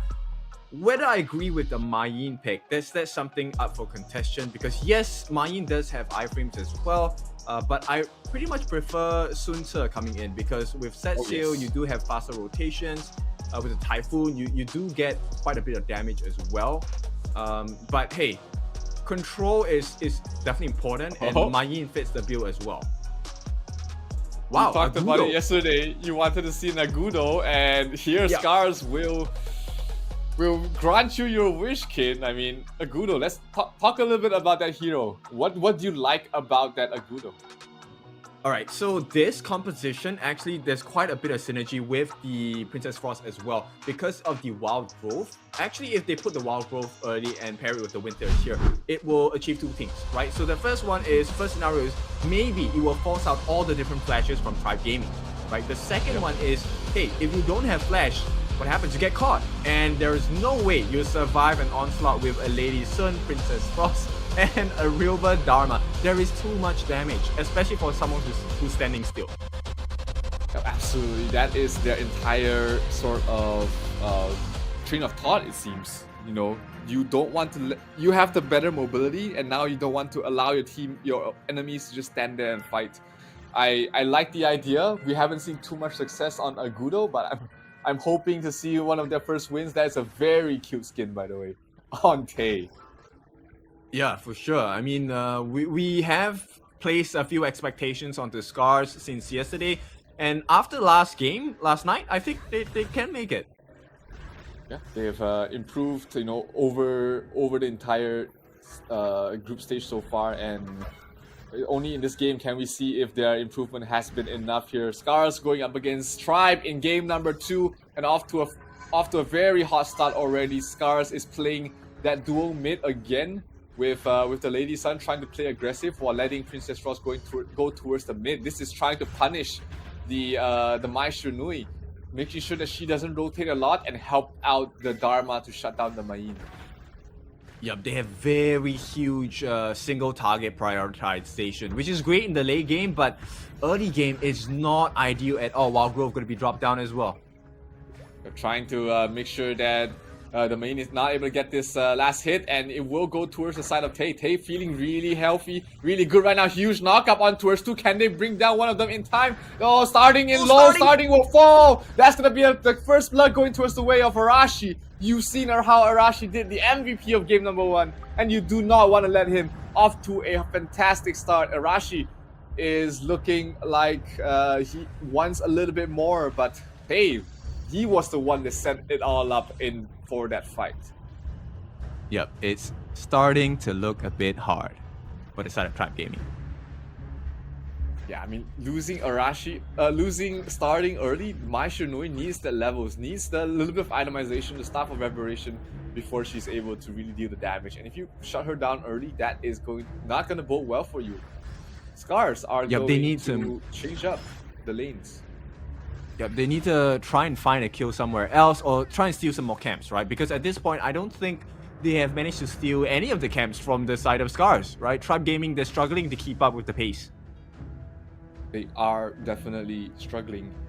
You know, they're just moving so fast. That marksman mid start has given them a good lead, and they need Tribe Gaming needs to find some stops across the map, get some steals, get some crucial fights, or even pickoffs. They trying to rotate towards mid, but starting will back off for now and try and find something done in the bottom lane. Yeah, if you take a look at the rotations by Tribe Gaming, they're struggling to keep up. They don't know where to go at this point because there's nothing available for the taking. No obvious moves across the map. You know, you've got the Princess Frost just clearing out the mid wave. This might be a fight that they want to go for, though. 4 heroes in mid. Tay is backing off smartly. They're trying to go for a little bit of an aggressive play, but SCARZ want none of that. Oh, huge initiation onto her, starting, almost falling actually, but will be able to escape just in time, and it will have to be recalling back to base. River waiting for the Sage Golem to spawn. Just trying to keep his eyes on it so that there might be a possibility for him to invade, but looks like spawning out Mali there. He's not going to try and stay there for too long and backs away under his tower. Yeah, which means MTS will recover a little bit of EXP against River, right? So that's a good situation for them. They even out the clash lane. But there's so many problems for the side of Tribe because starting is only at level 5. He hasn't hit that extreme power spike in terms of the skills as well. And no, this might not look good for them. He's trying to go for more. ASD flashes over the wall, drops. Winter is coming. Is that enough for a fight though for the side of SCARZ after losing the Princess Frost? Max Green in trouble. That is going to be a hard kill though, but they still managed to get the Dalia as well as starting. 2 heroes down already. Arashi very low. He's trying to get healed up there by the Ochi. Ochi doing a fantastic job keeping him alive. And they get the 4th hero kill from the side of SCARZ as they will also take the Tyrant. 4 down, only Iraqi left alive, and they will convert that also into a Crimson Golem. SCARZ, a very aggressive start. Yep, and that's exactly why you like the Ming along with the Lady Sun. If you don't kill either of them, they're just going to work as a duo and just rupture your team. Starting in trouble once again. That's gonna be another kill onto her, starting not having the time of his life. And Tay again, the setup for the kill. They're going for more MTS in trouble. One more hit and he's gonna fall. He does. Agudo gets a killing spree and gets the tower in the mid as well. SCARZ is really turning out the pace, and this Agudo pick is working wonders for the Japanese side, and they want a little bit more. Ochi will try and keep Ryuver alive. Huge damage from the Dharma, and Princess Frost ultimate cutting them off. Mali has to be forced to back away, and that will give up the Azure Golem buff towards the way of SCARZ, and they might want to back off for now, not wanting any more fights. This is probably enough already for the side of SCARZ. They will back off. Yep, not exactly the best situation for the side of Tribe. They have just gotten only the 1 kill in the past 6 minutes, and it's 7 on the other side for SCARZ. And I mean, like I said, really good recovery from the side of SCARZ. Absolutely. Top tier 1 tower does fall. Dharma was able to pick that up during the downtime. Arashi will be able to clear up the wave, and Ochi will make sure that nothing happens to his partner here in the bottom. Rotations are coming in already. Dharma is moving very aggressively. Agudo is taking his time. They do spot out the Crimson Golem, and the rotations are starting to come in. The Smite will secure that for Mali, but here comes the rolling hamster wheel ball thing. Agudo looking to start off on something, maybe a pick off on towards starting again. Starting is on the back lines. He's waiting for an opportunity to pick up Arashi or on towards Ochi. They're trying to take a fight. Opening is here. He's gonna go for it. Goes for Arashi. The knockup is huge from the Mankey. They pick off the Lady Sun, and they're trying to go for more here. Princess Frost trying to buy some space. The fight, Dharma doing a lot of damage. Everybody's low from the side of Tribe Gaming, but they are not. It is not enough for them to pick up anybody, and they pick up 2 kills from the side of on the side of Tribe Gaming. That is as good of an initiation as they can see from the side of Tribe. So good amount of kills. They find a little bit of a leeway to get those, and SCARZ is going to have to back off and play a bit slower for now. Yep, take a look at the growth for the items here. It's going to be the Blazing Cape coming out from Mali, and that's going to be good, right? He's going to try and go into the X of Torment as well shortly. He does have the Patrol X. So now with the, shutdown onto Arashi is a huge deal, because the D-Rentier finally will have access to the core items, but in the meantime, they need a little bit more from the side of Tribe Gaming. They need to find more things across the map. Yeah, I mean, starting, he played it perfectly with the cutting off the back lines. He just needs maybe 1 more to even out the game and 1 more to take the lead.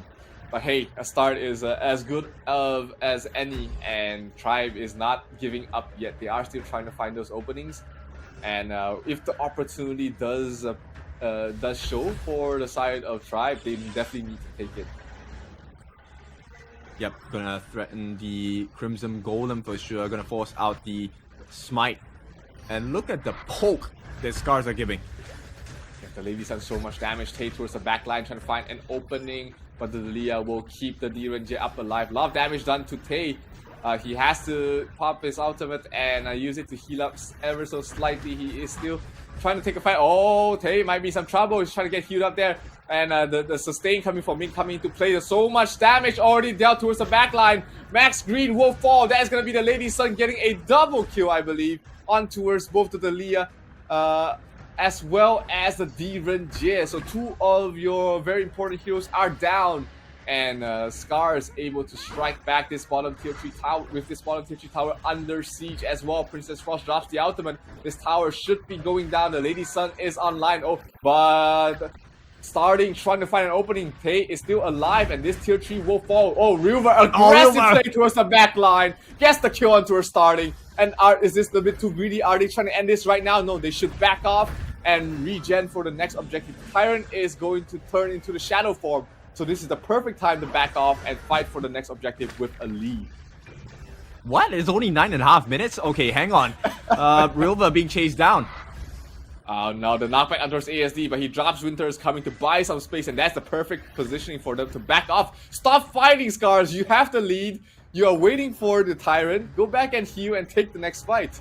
Oh, I was worried for SCARZ for a minute if they play a little bit too aggressive. Just give this up. You don't need it. Oh, never mind. River actually gets it, and no flash though, but he will able to back off in time. Well, I think we're looking at two different states of mind here. I agree with SCARZ. I want to fight. And fight they shall. Huge damage done to starting already. He has to back off, and without the damage coming from the Mai Shiranui, Arashi will be in no danger whatsoever. Mali trying his darts to stay in front, to try and open up the map. Oh, Mei going for a kill onto River, but not able to trade with the ultimate from Dharma, and he has to back off for now. SCARZ able to secure the Tyrant and continue on their tear across the map. Oof. Really dicey situation there for Tribe.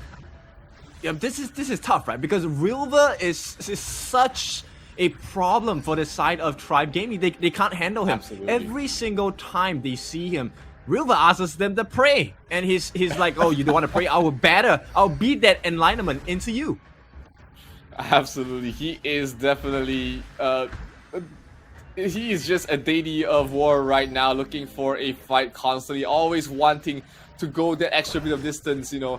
The best lessons are taught in pain, and he is teaching them one hell of a lesson here in this second game. SCARZ looking to bring down the tier 3 is not long for this world. Going down really quickly. Princess Frost ultimate will just zone them away from defending, and SCARZ are taking it all, starting in trouble, being chased down there by 5 heroes. Arashi giving chase, the flash over the wall, very aggressive starting. Will be able to escape from this though, but how about the rest of their team? Max Green in front trying to buy some space, but Tay is still not backing off.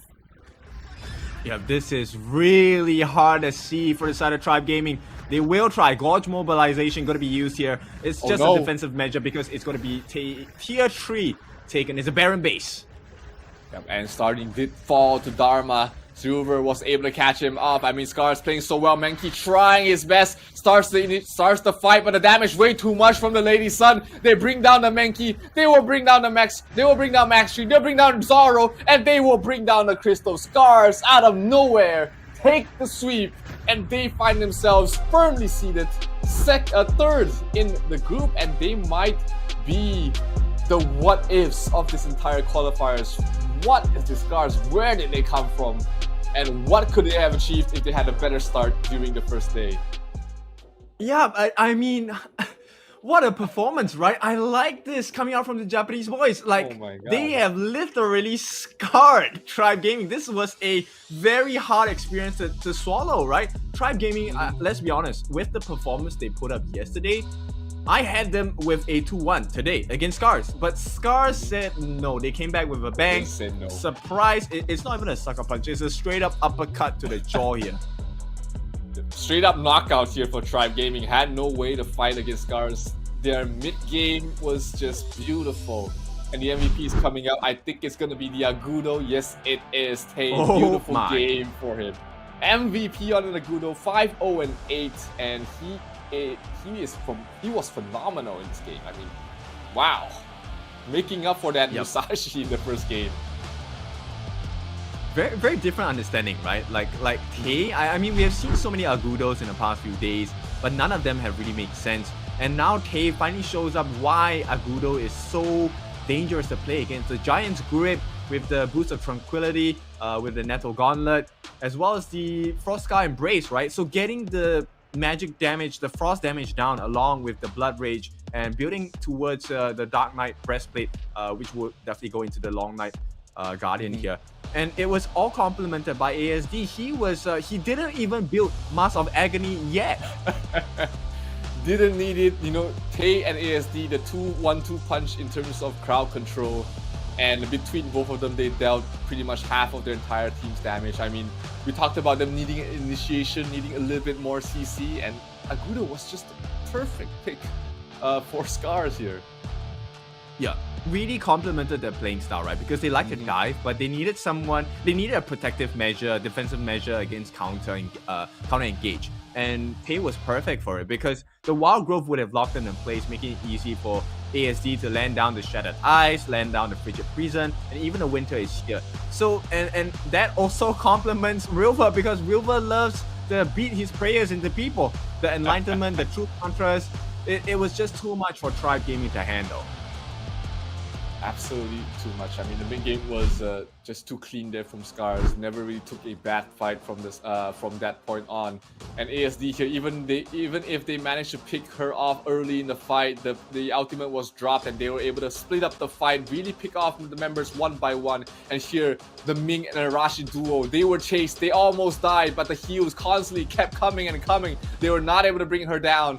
And this was basically the entire how they cracked open this game. And here, Tay, huge setup on towards the kill, and it just opened up the map once this tier 1 tower fell for the side of Tribe. And Mayin, a little bit too aggressive, got killed off once again.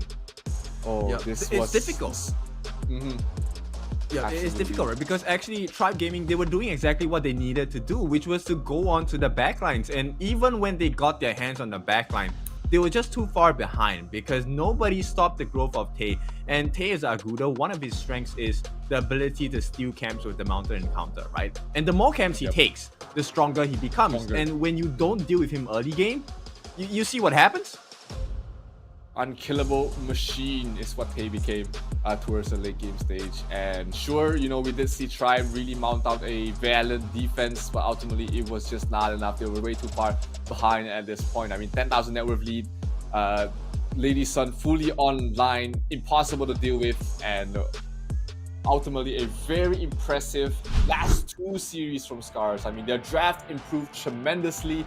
Their gameplay as well towards the mid-game stage, absolutely perfect. And with that win, I think they are secured 3rd, at least in the groups. And if NONGSHIN loses, they might find themselves bumping up 1 more spot. But who would have expected this from SCARZ? I mean, I counted them out after the first 2 series, but they really impressed me over the last 2. Yeah. Okay. So let's talk a bit more about potential situations. Okay. So later today we have NONGSHIN Red Force going up against Virtus Pro, right? Yep. And we have Tribe Gaming going against Weibo Gaming. In the scenario that NONGSHIN 2-0s Virtus Pro and Tribe Gaming 2-0s Weibo Gaming, we will have a tie at the top of the table, right? Of which it will be we will then Weibo see and NONGSHIN tied. Yes, 4 to 4 points. But of course, I think based on the rules in tiebreaker, it would still be Weibo Gaming. Just something to throw out there. The first tiebreaker, what was it again? Was it fastest time won? Not sure. We need to check because there's quite a few rules there. Yeah, we do have the rules set. We will check it during this while we prepare for the next match. But if that scenario happens, things might get a little bit interesting there for the side of Weibo Gaming Girls, because losing to Tribe, not something you would expect out of them, but it could be a very possible situation. So ladies and gentlemen, the next match will be Virtus Pro against NONGSHIN. It will come after a short break, so don't go anywhere. We will be right back.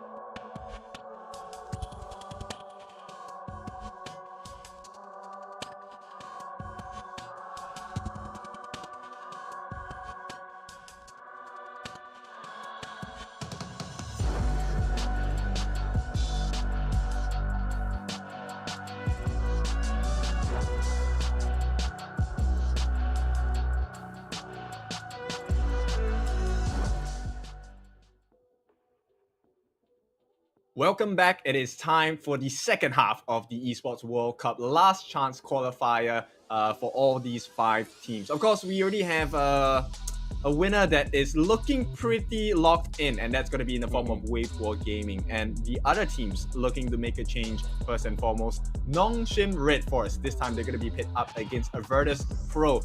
Zero, your thoughts on this game?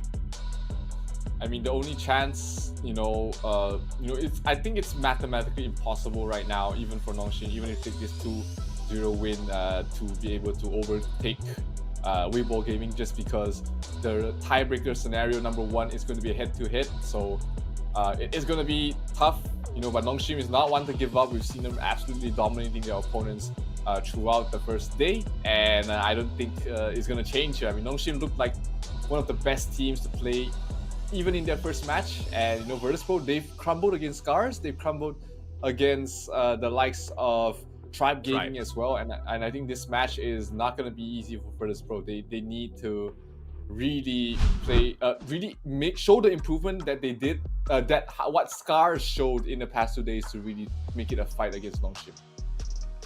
Yep, they will take out the Zhang Fei. Fadden, of course, at this point, he has been struggling quite a bit, but simply because the team was unable to provide the ideal growth scenario for him, right? So at this point, they will pair it up with the Dolia ban as well.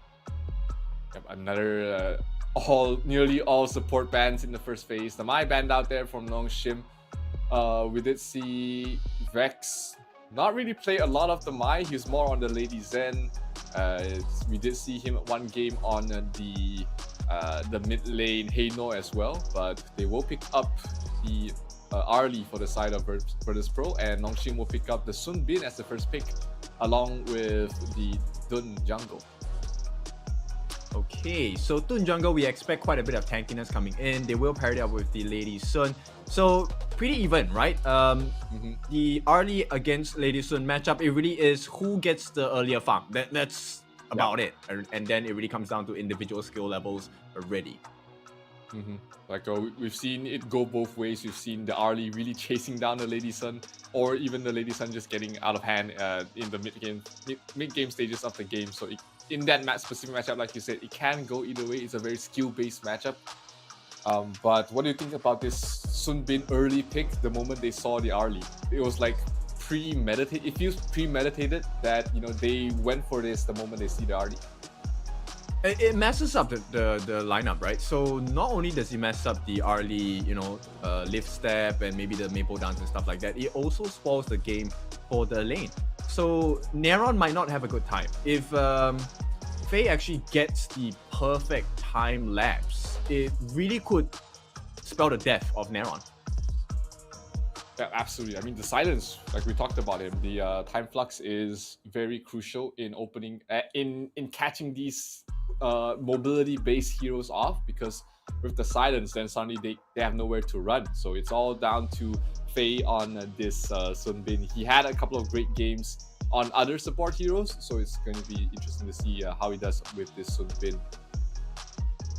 Yeah, big expectations here. I mean, another thing, like you said, right, time flux, it helps to recover some of the damage that was done to them. And this is complemented by the time lapse, which with the ultimate time lapse will silence them for about 1 second or so, which is more than enough time for them to get the burst down, right? Siwi on the Lady Sun should be able to do well. And they continue the support bans, right? Yaria, as well as, okay, not really support, but the mid lanes, Princess Frost and the Shangguan as well. Still lacking a mid lane is NONGSHIN, and no more Lady Zen, no more Princess Frost, no more Shangguan, like you said. So they are going to lack a bit of team fight here for the side of NONGSHIN. Mozi would be a potential mid lane pick to pair up with the Lady Sun if they want to go that route, or if they want to go something a little bit more. Wow. Not much choices. Yuhuan jungle? Yeah, it looks like a Yuhuan jungle coming in from VP. That's very interesting. I like this. That gives him a little bit of heal, a lot more magic damage in your team, and a lot of team fight as well with Fadden on the Lian Po once again. But the question is right now for NONGSHIN, what do you pick in mid? What is your answer to this pretty team fight heavy line of Virtus Pro? You have no way to get huge team fight yourself? Is it going to be a Dr. Bien to try and survive, a lady, Angela for the burst, or will it be something else entirely? We haven't seen Gun and Mo at all in this entire qualifiers. Yeah, pretty disappointed, right? I like me a good Gun and More. I think the burst potential is really insane. So at this point, it's looking more like a Virtus Pro lineup for me, personally, because they get to pick and choose their fights. The skills is a long-reaching skill set and kit that they have on the side of Virtus Pro, because I think Yuhuan, Tragic Death, very far. Mournful Tempo, very far as well. And then you have the RD able to jump in with the lift step, stay safe with the Maple Dance. Lianpo will help them engage as well. Yeah, so much team fight on the side of Virtus Pro, but NONGSHIN a little bit lacking in that regard, has to rely on early aggression as well as these single target burst damage. I mean, we've seen NONGSHIN time and time again really liking this more single target centric sort of composition. They like to get the numbers advantage before taking the fight. Oh yeah, for sure. And so I think NONGSHIN will do well for themselves to try and stifle the growth on the side of VP, and this will come in the form of stealing camps away from Vex, because Vex doesn't have the best wave clear. Absolutely not. Like, he needs some time, he needs some levels. Even if he's level 2, he's not able to clear the waves fast. But what can Yuhuan do fast is jungle. She can clear 2 camps at once, and that does propel her farm quite a bit to be able to make early moves across the map. So a little bit of a look on towards Vex. We see NONGSHIN invading the jungle as well, taking away one of the camps from the lane, not letting him get that. Yeah, it's important because at the same time, NONGSHIN Red Force, they will take out the Fire Beak at the bot as well. So allowing Haku to really have the freedom to just have his Crimson Golem at ease. And at this point, it's going to be a slight goal lead going to VP, but it's going to be dwindled down really quickly. Yeah, I mean, with Prince farming that fast, you know that they're going to take the lead at the start, and Dunn not the fastest jungle clearer. He's going to be a bit slow to rotation, and they're trying to dive into Siri. Siri in trouble. Siri will fall. Yuhuan gets the first blood. Mac in trouble. Can he get healed up in time? No, almost falls, almost takes out, but survives with an inch of his health. Yep, he's fine, right? So at this point, VP doing well for themselves. Like I said, I favor their draft a little bit more. And it's up to NONGSHIN if they can really just stifle the growth. And that was kind of unfortunate because you don't expect Siri to be caught off guard like that. And once again, Neron showing that he is the better Clash laner against Kyung. Definitely looking like it so far. He did have a bit of help, of course, getting that slight level lead, and Haku will feel confident to just move into the jungle, take away a couple more camps from this Yuhuan, but at least the Azure Golem is still available for him to take. I'm not gonna vex too much right now. Yep, but at the bot lane, they're making a cross-map play as well as the top lane. So Illusion, hoping he can land that Chaos Cinders. It's a 2-on-1. Level 5, level 4. Neron is only freshly level 4.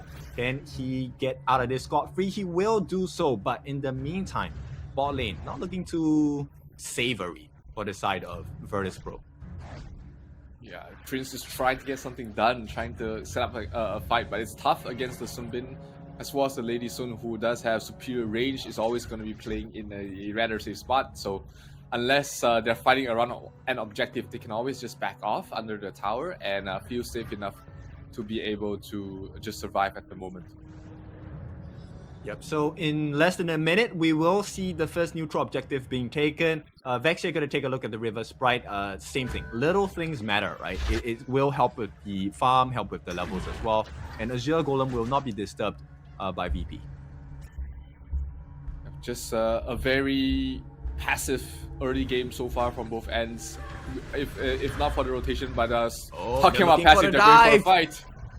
Yep, Tremor Smash lands on a 2, but Siri is still okay at this point. Will get hit by the Ocean of Tears. Blazing Brilliance just to push them back. And right now, the turnaround is happening as well. It is going to be Kyung. They will get the kill. And NS, NONGSHIN Red Force, successfully defend that bot push. And it looks like a very heavy punish against Virtus Pro. Yeah, they got the kill on towards Prince. That's their mid laner, and not gonna be feeling too well about that. Not getting any kills for themselves. At least they did not lose anything else across the map, and NONGSHIN is gonna start to up the tempo a little bit, invading the jungle, taking away the Sage Golem. The Azure Golem is huge for the Yuhuan, because without that cooldown reduction, without that infinite mana, that's looking dangerous. Ziri though falls in the bottom. Yep, unfortunate, but at this point it doesn't really matter because they're trying to force down the map as well. Vex will not be able to stand against this aggression, which means the Tyrant is open for the taking. Mac at the same time can't really threaten this because he's falling a bit low. And you know what? NONGSHIN, I like this mindset. They are just much more objectives based. They want to get rid of the Crimson buff away from Vex as well.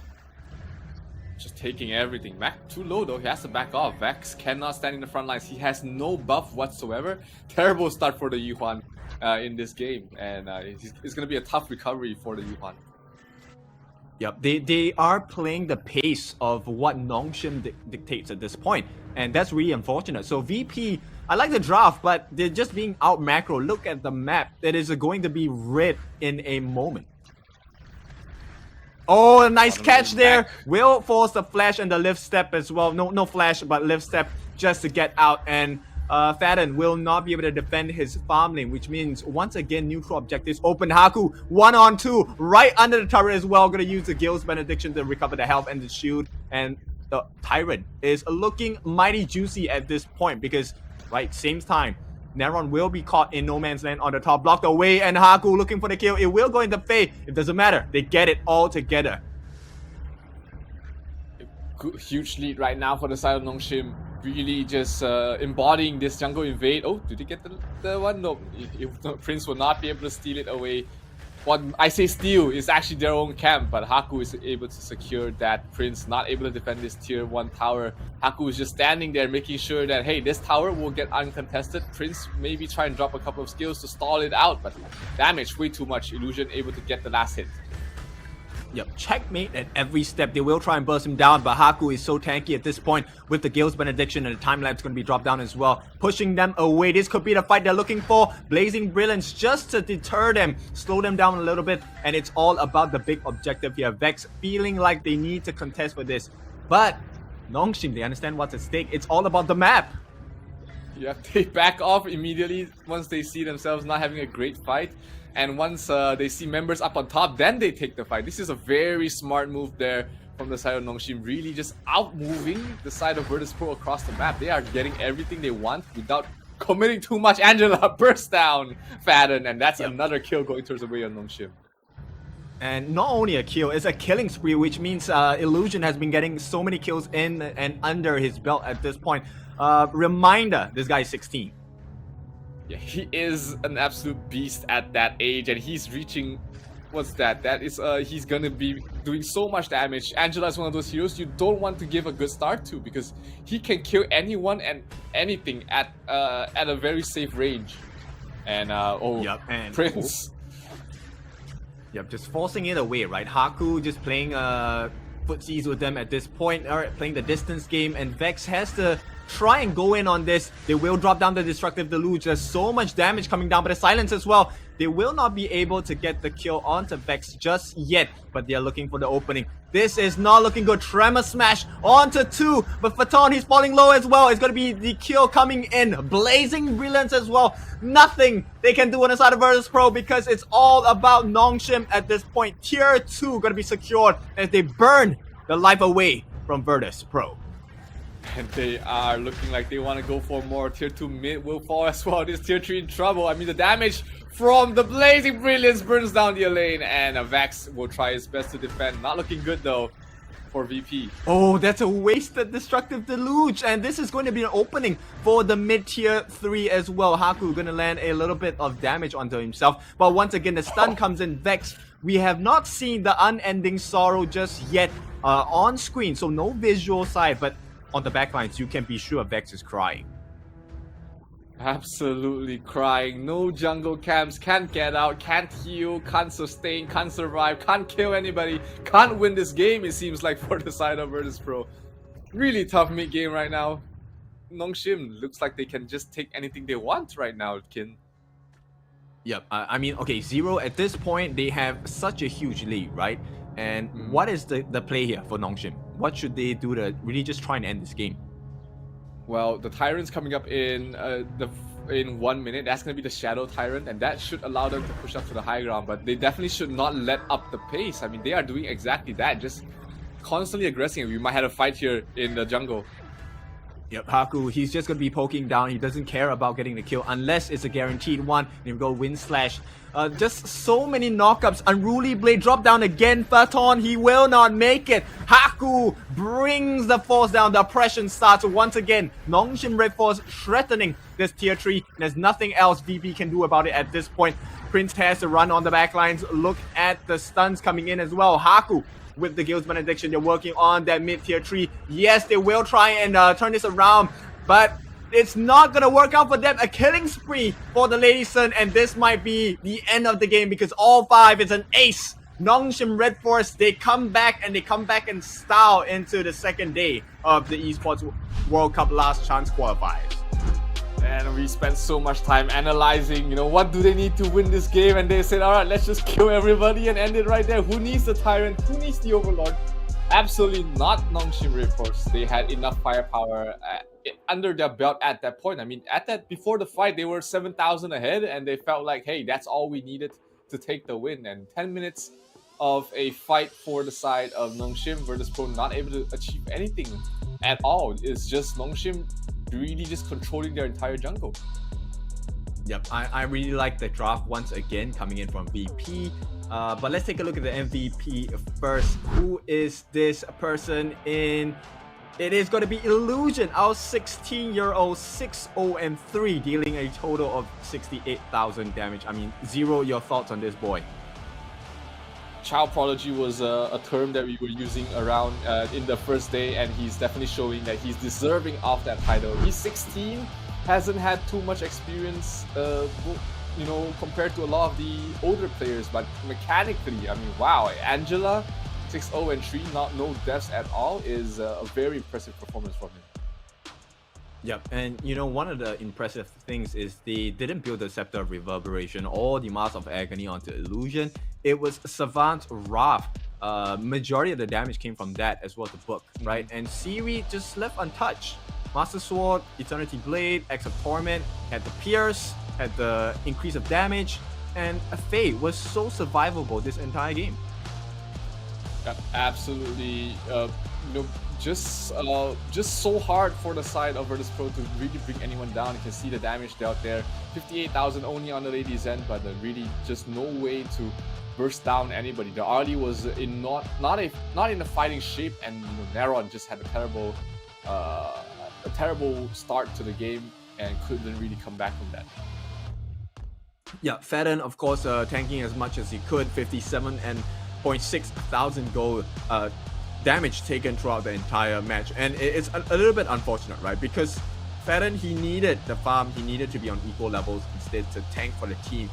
Nothing much you could do. He committed a Tremor Smash at the last parts of the fight, but not enough damage. Just the early game aggression really stopping the side of Virtus.pro. They took a couple of good fights, but ultimately it was just not enough. Illusion just able to stop the aggression at any point in time, and this fight really started off well for VP, but it was just not enough. Yep, so that two-man knockup there was definitely not enough, and that allowed the entry point for Siri to really just go in, make a lot of crazy plays as well, and Haku was just tanking it up. Haku is an absolute beast had a beast of a game. The lane Neron really just did absolutely nothing in this game. I mean, just way too much damage. They couldn't survive, and this final fight is just a testament of how dominant they were in this entire game. It is just NONGSHIN able to take a very clean win, and looking like they want to clean out this series fast. Yeah, so trying to secure their fate into their own hands. This is the only chance to do so. So they have to win 2-0 to be able to balance it out against the top of the table contenders, Weibo Gaming from Malaysia. Now, Zero, this is a very scary situation for NONGSHIN, because even if they do win this 2-0, their fate lies in the hands of Tribe Gaming, and based on the Tribe Gaming's performance just now, I'm not sure if they will be able to allow NONGSHIN that chance to fight against Wave War for the tiebreaker.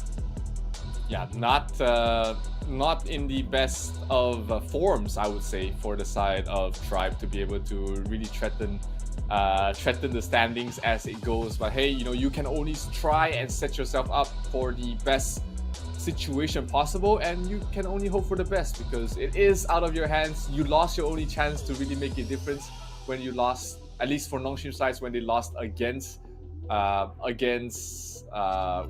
So they put themselves in this situation in a way, and they can only hope for the stars to align at this point. Yep, so this is the last chance for them. NONGSHIN Red Force, they have to make it count. This time it will be Virtus Pro on the blue side. Same for Virtus, they are at the bottom of the table. They have a point to prove. They have to make sure they don't lose this game as well. Yep, absolute. Just to make sure that they end this entire qualifiers on a good note. They will definitely want to try their best here. Luna and Dun banned out from the side of Virtus Pro, while we have the Dachao ban from NONGSHIN Red Force. Not fully support focused, but definitely a couple of supports being eyed out here during this ban. Yeah, I think Virtus Pro is really concerned about the backline access, hence the Dun and the Luna ban as well. Makes really good sense. Now, Neron going to be the first pick for the team. Looks like they want to keep their hands on the Arlie as well. For good reason. I think she has good mobility, good burst as well. But at this point, with the Lady Sun banned out, this could open the doors for your favorite, Alicio. I love the Alicio. Come on, please, please. Alicio is such a fun hero that doesn't really get enough of that spotlight. I mean, if you're talking about burst damage, he matches the Arlie. The range, he matches the Lady Sun. Survivability, he matches the Arlie as well as the Diren. So why not? I feel like there's never a bad situation for the Alicio pick. But hey, these players need a better coach, man. Oh, some shade thrown there. Please employ Zero as your coach if necessary. But nonetheless, let's take a look at the thought process coming out from NONGSHIN Red Force. They will put their bets on the Diren tier instead. So a 2-item marksman, he just needs the Sparkforge Dagger along with the Doomsday to be able to make things work for his team. And they will place faith in Kyung. Yeah, is it Kyung? Yeah, Kyung for the mid lane with the Mai. No, it's Illusion, sorry. It's Illusion on the Mai, most definitely. I mean, he did have a fantastic game on the Mai yesterday, so definitely knows how to play that hero. Kyung looking for his Clash laner. He's probably telling his team right now what he wants, and they will decide on it. Looking at the lineup from Virtus Pro, they are also lacking some form of initiation to go along with Vex on the Kaiser. What do you think would be the best hero to go along with that? I think they are really concerned about the junglers on the side of Virtus Pro. They want to just make life difficult for Haku, right? So likewise, NONGSHIN, they ban out the Lianpo as well as the Zhangfei. It's really the counter play measures coming in from Virtus Pro. So I like that the thought process, and to be honest, it is pretty even at this point because Siri should be able to take on Vex one-on-one on this Kaiser. But bear in mind, Kaiser is a flex pick, right? We could still see Kaiser go into the Clash lane. Yep, absolutely. Mankey will be locked in there for NONGSHIN for Haku to play. So they have an aggressive jungler. Fits into the playstyle of NONGSHIN. They just really want to live in your jungle, not allowing you to have a good time there. Moses support picked up there by Virtus Pro. I do like that pick, and they do have a Byron as their final Clash lane pick. So lineup locked in here for Virtus Pro. A lot of CCs as well. NONGSHIN as their Clash lane. What do you think would be good here? Going against the Byron. Not many options. I like my chances with. I like it with the Donghuang, but hey, you know what? The pros love Elaine a little bit more, so sure, let's take a look at Elaine going up. I think it's a pretty even matchup. At this point, the rotations will be similar from both ends. Yep, and with the Dolia, that's 2 Death on Sunsets that you can have. That's going to be great for their team fight, which is a little bit lacking there for NONGSHIN. But hey, NONGSHIN has proven they never need team fights when they are off to a great lead. That's how they've been playing. That's their entire MO for all their drafts so far. And it's been working out well for them, at least in most of their games. So one game away from securing second place, at least for the side of NONGSHIN. Can they do it? Can they clean things out? Virtus Pro, do they have any fight left in them? It will have to come down to this potential last game of the series. Yeah, actually, I'm really curious about Fadden's mortal at this point, because he could potentially make the game really hard for the farm lane at the bottom of the map. Yeah, long range pokes and harass is very potent, but my eyes are on this jungle. I mean, Vex on the Kaiser, he's not one of those heroes that can really contest or even fight against any sort of invade. So Vex needs to be off to a great start, and even then, his entire team needs to be able to help him defend his jungle. Yep, his pacing needs to be on point, and at this point, Illusion doing well for himself will be able to get the River Sprite as well, so securing a little bit more levels early game. Oh, hang on. Lots of damage on Faye. Faye should be okay. Fadden dropping very low as well, so both supports take to a lot of damage here, but no deaths yet, which we'll be able to back off. Yep, a little bit more punishment on the side for the supports here, which is kind of unfortunate. And as it stands now, it looks like Illusion will not be able to work with the wave clearer as much as the Lady Sun. So Prince going to be able to rotate and make the first move towards the bottom side of the map. Mac taking a lot of damage from Siri. I mean, the Diren J is one of those heroes that can go decently against the Arlie as long as he takes those favorable trades, and he gets healed up here by Faye as well, by rotation coming in from VP, wanting to really shut down Siri before he gets into a dangerous sort of level, and Mac in trouble. Yep, Siri and Faye, they might be in trouble as well. It's going to be the flowing side bouncing between the two of them, but the Wavebreaker are going to help them heal up for a little bit. Illusion waiting for that perfect opportunity. Can he get that uppercut? He will not. Just uses the Kachosen to really just poke them a little bit and keep eyes on what's happening on the bottom side of the map. Meanwhile, the cross map plays, they know everyone is here. They want to try and get the Byron as well, but looks like the Mankey will stay bar for a little bit. The first stun comes in. Cannon Blast. Faye will block it and tank it for Siri, but Mac not looking too good. It's going to be a Cannon Blast. Shield coming in as well. Siri finally hits level 4. Will have access to Imperial Order. Haku taking a look at one of the jungle camps as well. Will use the Dream Roam to get out. Steals the Zero Golem away. And a 2-on-2. Faye and Siri. Oh, the back line jump in. Illusion tanking the shot. Survives. He puts Virtus Pro behind. But likewise, Virtus Pro instantly replied he will get a kill onto the Mankey. A huge kill for Vex, actually. Yeah, definitely a huge kill for the Kaiser. You want to be able to snowball on this Kaiser to become to reach that mid game without any sort of issues. He defended he was able to get the Azure Golem buff, and now able to take away the Crimson Golem buff from the side of NONGSHIN. So as good of a start as any for the side of VP. But bottom lane, they get a kill on Fadden, and that tier 1 tower is not long for this world. Yep, not looking too good at this point. So they win at different parts of the map, right? Jungler will have an advantage in the form for Vex. But bot lane, Max suffering is not the sight to see. They will get the support. And here comes the flash over the wall as well. Faye trying to run for his life. Will make it out as Siri looking to be caught. Flowing side, going to be dropped down as well. Wavebreaker trying to get the heals by Mac. Trying to go in a 1v2, 1-on-1 actually now, because the Demons here will not be able to make it. Siri will back out. Here comes the lift step. Will not be able to make it work for themselves. Here comes the old and Wavebreaker. Illusion looking for the Kachosen. Gets it. And he will take the kill on that farm lane as well. Illusion rotations, right place, right time, doing very well for himself. You know, the Mai is not one of those heroes you want to get off to a good start as well. And NONGSHIN with the macro plays, with the cross-map rotations, able to get another kill on towards the Ladies End. Yep, holy, look at the burst damage by Illusion. This boy is crazy. Meantime, Haku actually tries to go for the steal. Will not get it. Oh, actually gets it. Gets the Zero Golem away from the hands of Vex. And boy, is this a Vex angry. Now, right now, it's all about the neutral objectives as well. Establish the map control. Map control definitely heavily in favor of NONGSHIN right now. Sure, it's not a high kill game, but they are moving across the map very well, trying to assert their dominance in all lanes. Top lane is being pressured by the rotations. This scared them away for a little bit, and they're trying to get these next jungle objectives to really speeden up the pace for themselves.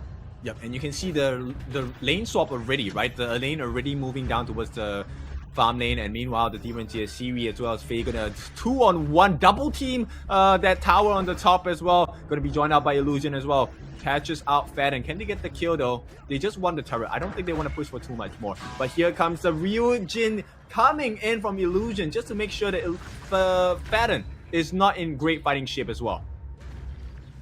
Yeah, just the aggression just really stifling VP right now. They want a little bit of a break. They want some time to farm. Illusion trying to go for the kill onto Faden, but he's able to survive for a little bit longer, but he's taking a lot of damage here.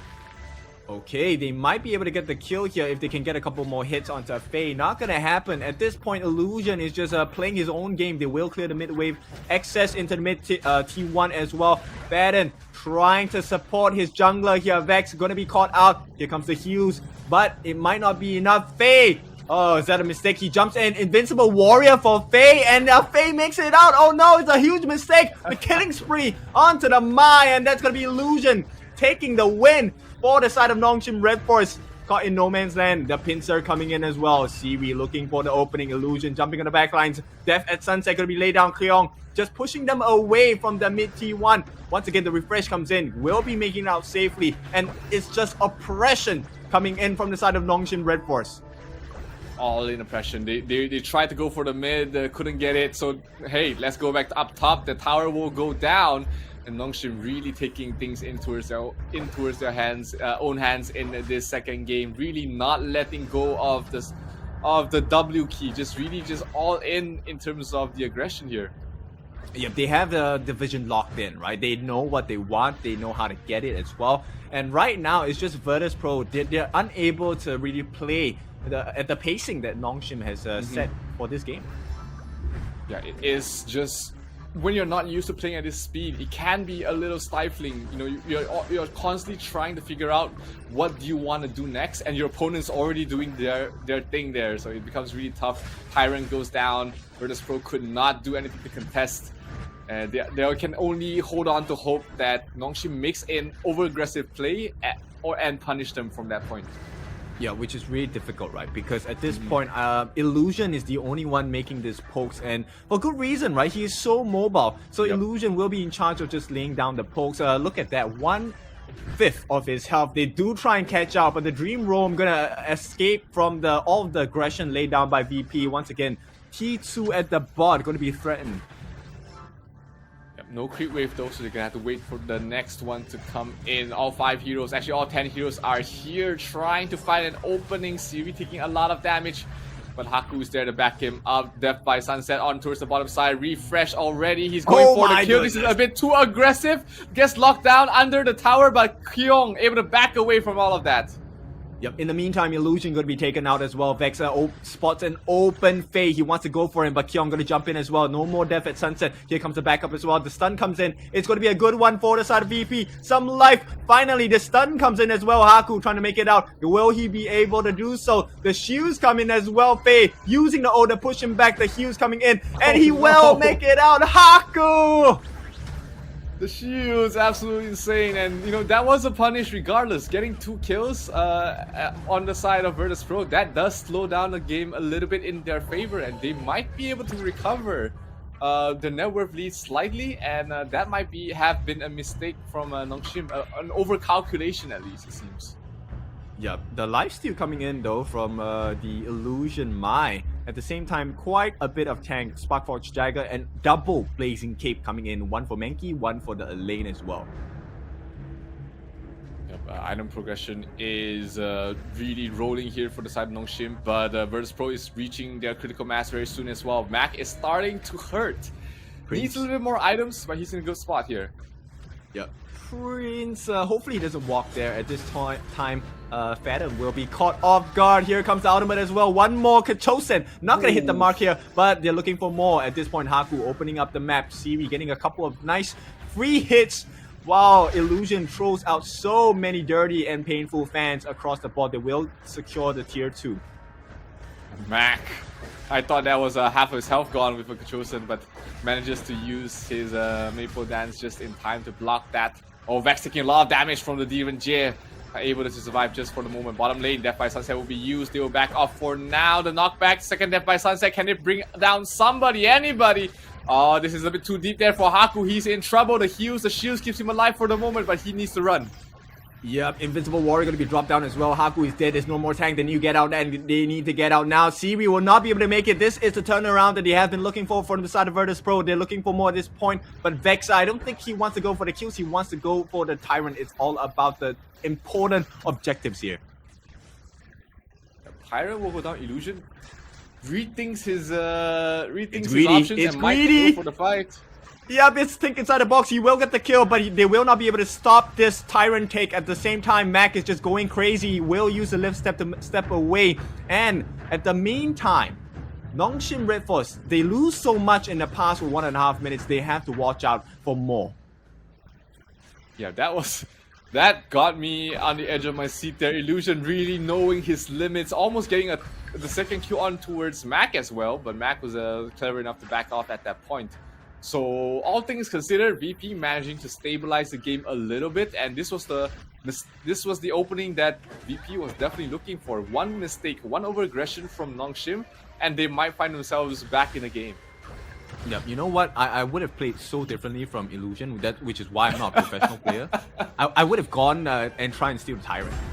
But anyway, here we go. Dream Roam gonna be used down. Haku frozen at the same time. He's tanking all of the different skills. Prince has not dropped down his ultimate yet, so there is some room for the turnaround. At the same time, Illusion making sure he tries to land at the pokes down, melting them down before the actual fight starts.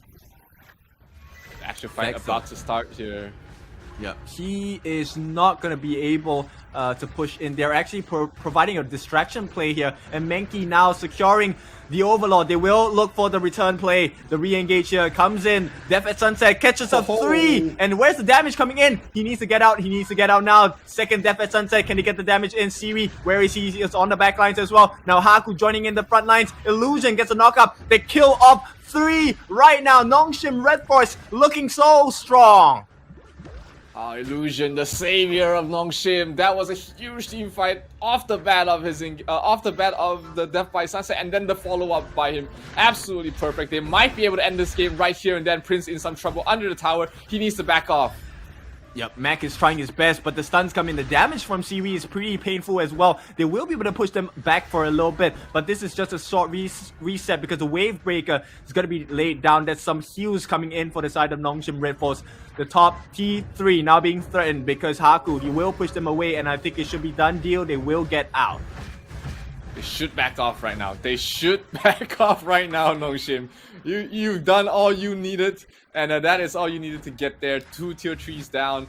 But knowing NONGSHIN, they might be trying to set up a trap somewhere to punish. It has came back and bitten them once or twice. But, you know, knowing NONGSHIN, they're not going to let their foot off the pedal. Always wanting to pressure VP, even with this lead. Yep, they need to make sure they take the correct trades though. That's the big concern on the side of NONGSHIN. Yep, absolutely. It's getting dicey for the side of VP. They need to clean things up and hopefully just drag the game a little bit longer. But it's not a good position for them right now. They have to try and defend the best they can. You know, all tier 3s are down. The next team fight is not going to be easy. But if they manage to get one good fight, I see an opening for them.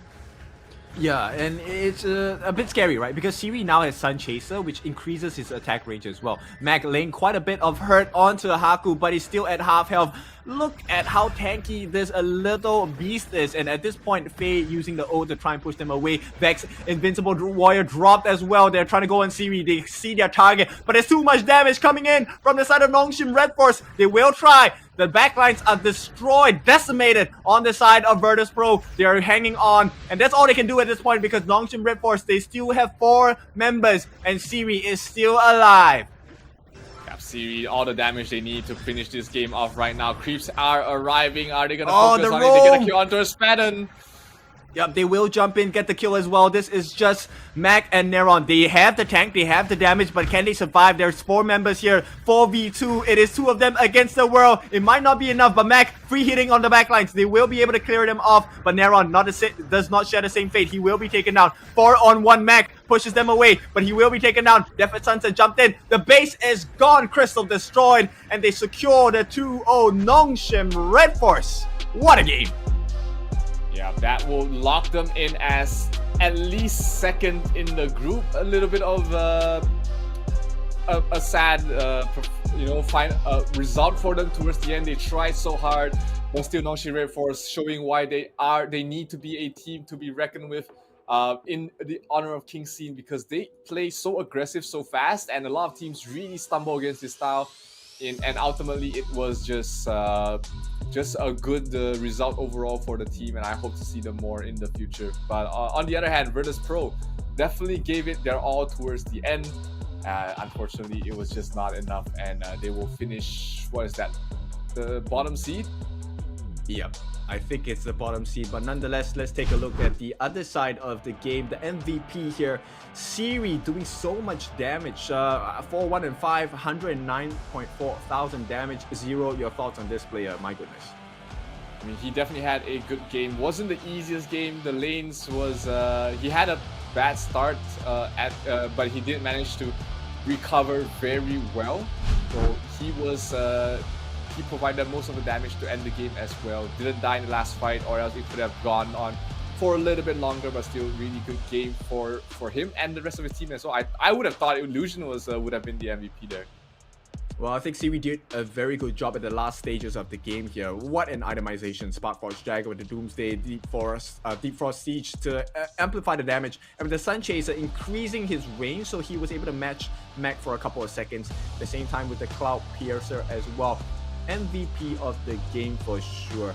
Let's take a look at the damage that he managed to deal along with the rest of the members on the team. I think we might have missed out Kyung because he was such a vital player along with Faye. Yeah, absolutely. I mean, the entire team played really well. That has been the way they played, right? It's always aggressive in towards the jungle, and they all complement each other. Haku playing the aggressive front line, and then he has his team always rotating in. Illusion always looking for an opportunity. Kyung as well always loves a good team fight, and Faye giving that second ultimate to Kyung really enables him to play as aggressive as he wants. Really good showing here for NONGSHIN. Yep, let's take a look at how this game went down. I mean, it was just total domination all the way. At this point, Vex, this was really unfortunate. He actually burned his Invincible Warrior, but he could not get the kill on Faye, and this is where the turnaround came in. What a nice ultimate coming in from Illusion. Yeah, Illusion just everywhere across the map early on, really allowing his team to play very aggressive here. Kyung diving a bit too deep, as was able to back away from that. Not going to be punished, but after this, we did see VP put up a good defense, a good fight to stall out the game a little bit longer, but ultimately it was just not enough.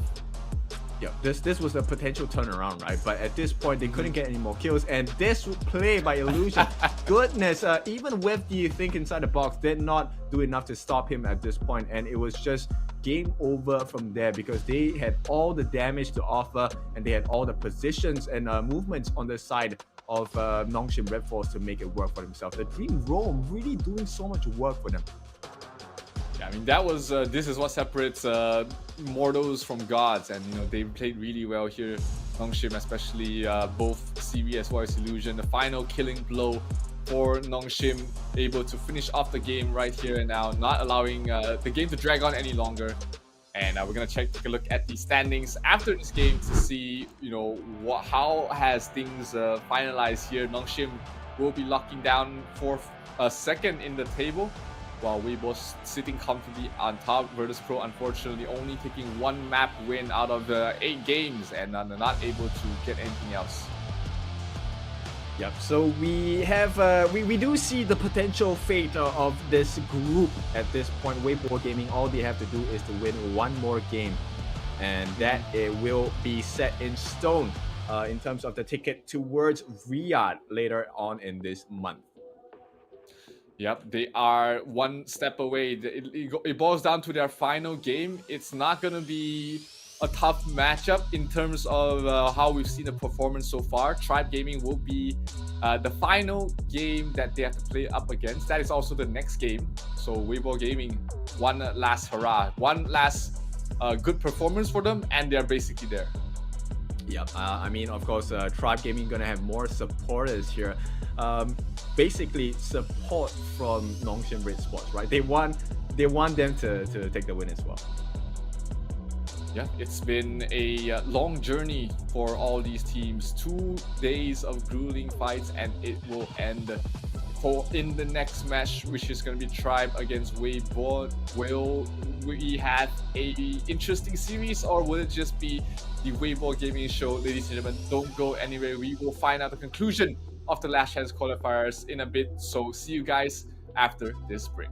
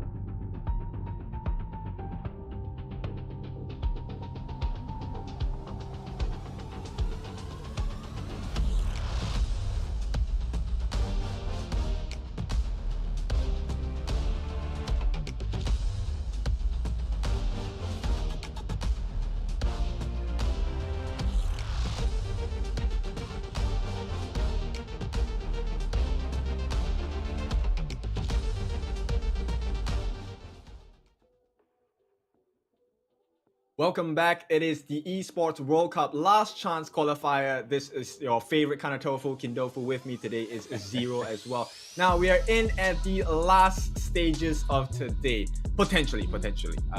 Zero, I read some of the comments on YouTube and they were saying, Weibo already qualified, right? Guys, we still have this last game. Things might change. I mean, it's a rough, tough call. I mean, it's a very tough call here for the side of Tribe to actually take a win 2-0. But you know, regardless, it's something that they will have to try. It is the last hurrah for them. They want to go out here with at least to showcase what they can do. So Weibo Gaming virtually locked in, like what most people are saying, but we might have a potential surprise. But I don't think Tribe is in a good spot to be able to beat Weibo Gaming in a clean sweep. Yeah, let me even that out for a little bit, right? So actually, to me, one of the scariest teams are teams that have nothing to lose. And that is where they really go all out. They will try strats, they will try different picks, they will have very strong rotations as well. So I will be wary of what Tribe Gaming is going to offer at this point. So let's see the first ban first. It's going to be the Da Qiao. Yeah, I mean, Weibo cannot look at this lightly. They still have to try and win this matchup, and they have to do it in the draft here. Ming taken out from the side of Weibo Gaming. Really just another support-centric ban of a game happening here.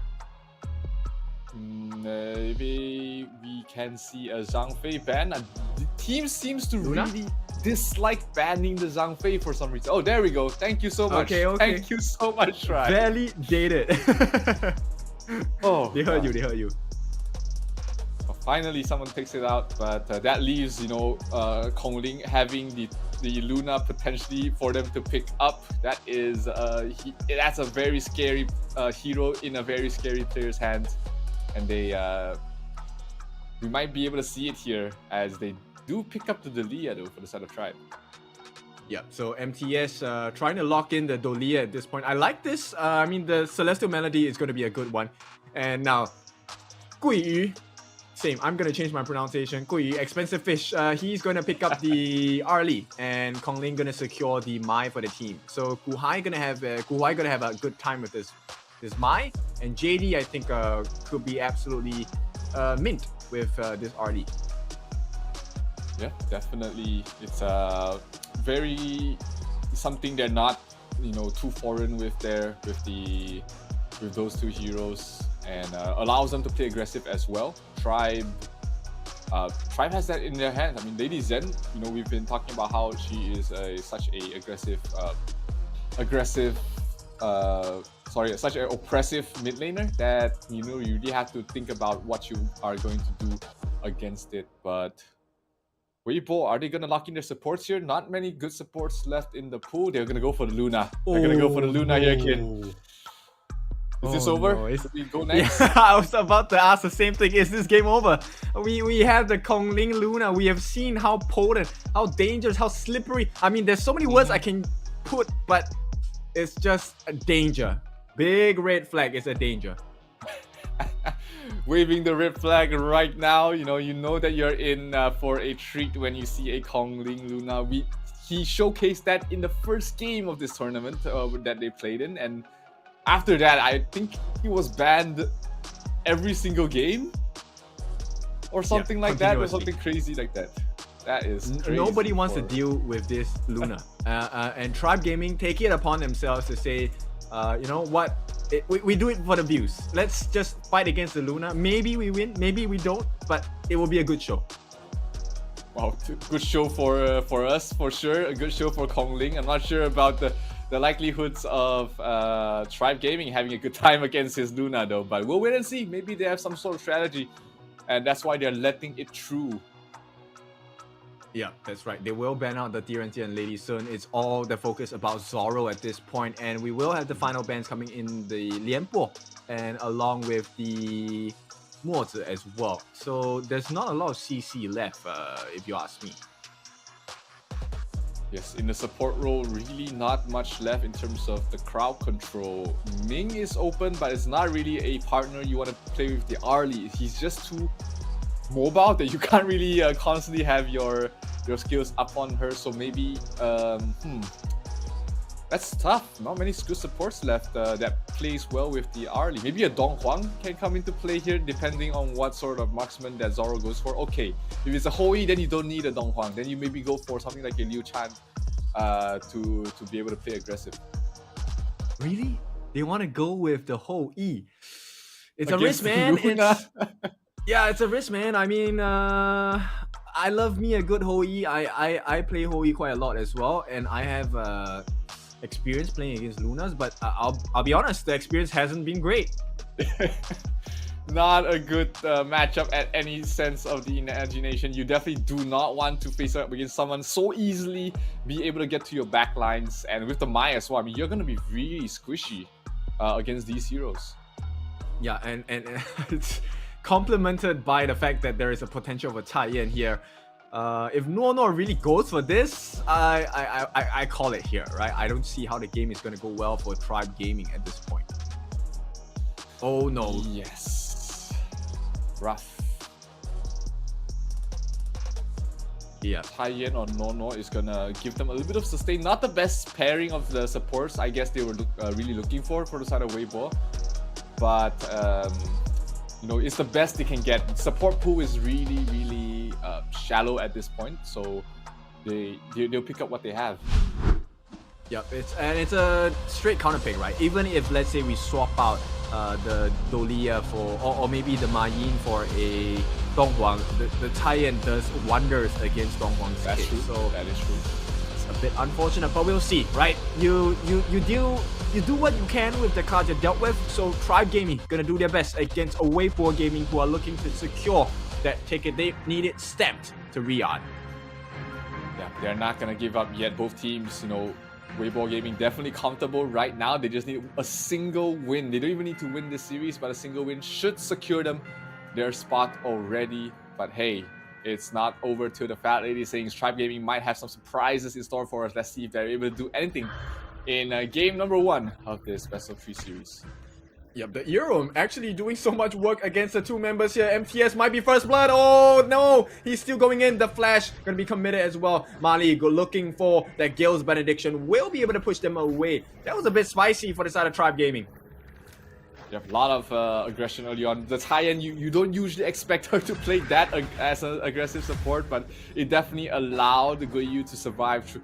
Not Guiyu, sorry. They allow JD to survive through all of that. But here mid lane, a lot of engagement. Gu Huai trying to go for it. Yep. Guiyu gonna try and poke down the rest of the members on the side of Tribe Gaming in the mid as well. But the flowing side gonna do a little bit of work. No gonna come in and looking for the him for the team as well, while he looks to maybe find a target for the EO work.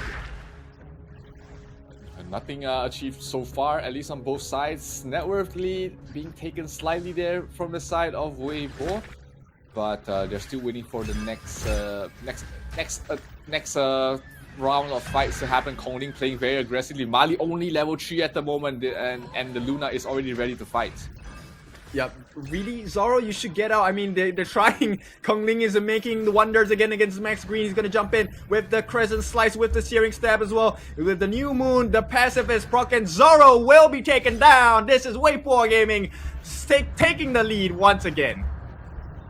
I mean, this is what we expected from them, right? This is He's not done yet. JD Oh, going for the one-on-one under the turret. And that will be Way Poor Gaming. What a show right off the bat at the 2-minute mark.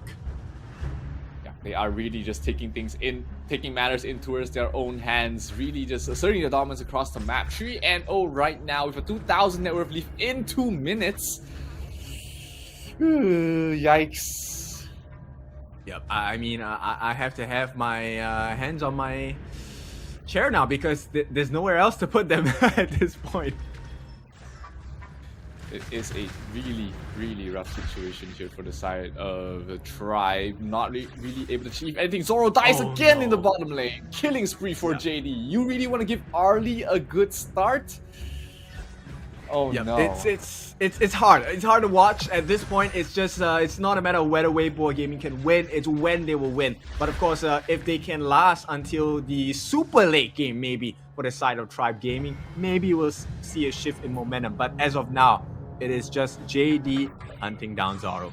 Here we go. Knock up. It's going to be a quick kill. Nonetheless, Rampage coming in for the side of Weibo Gaming. Another kill. 5 kills. They will get taken down finally. Put themselves on the scoreboard for Tribe Gaming. But it's a consolation prize. One they are going to be happy to take at this point.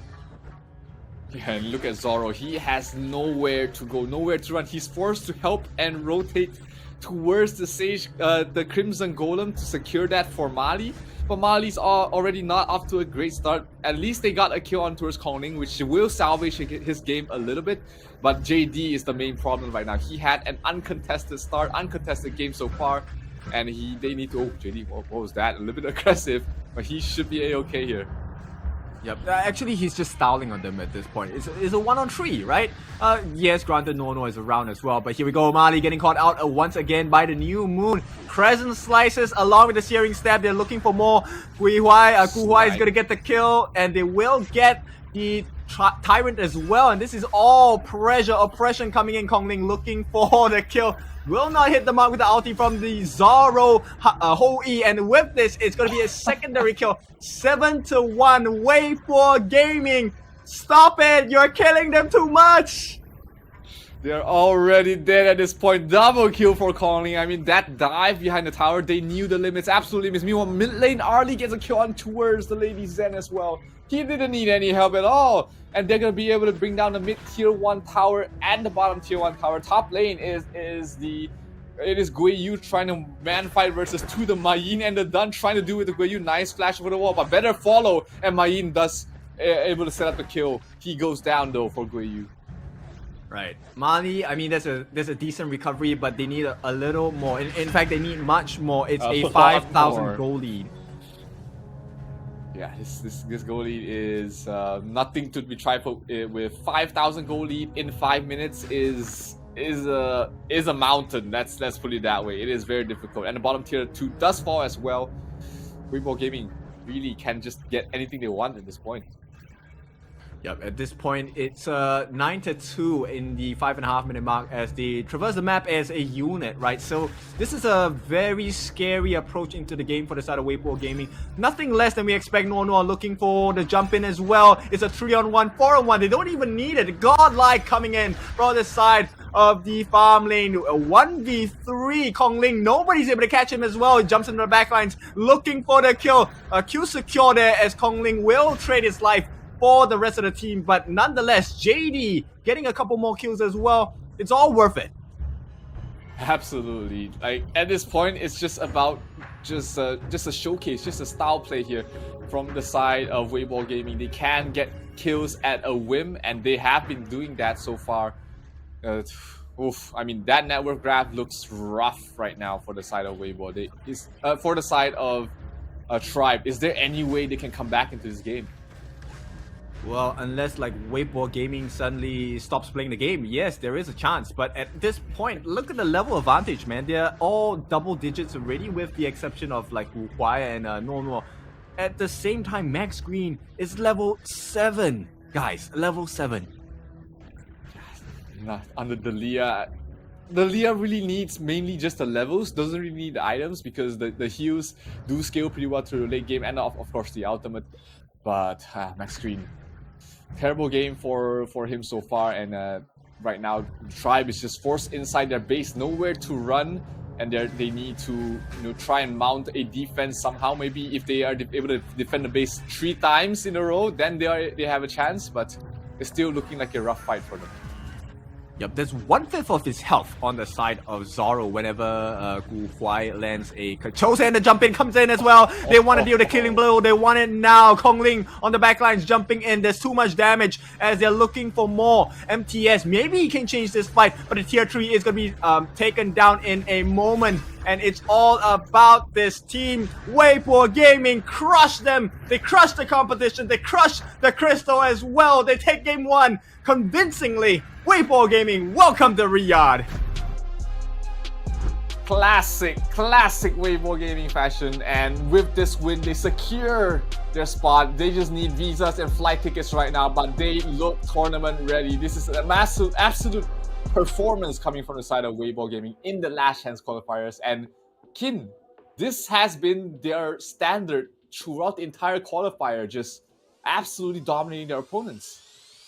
Yeah, and you know, it was interesting because before this, you told me that they wanted to qualify for invitationals, but they could not make it.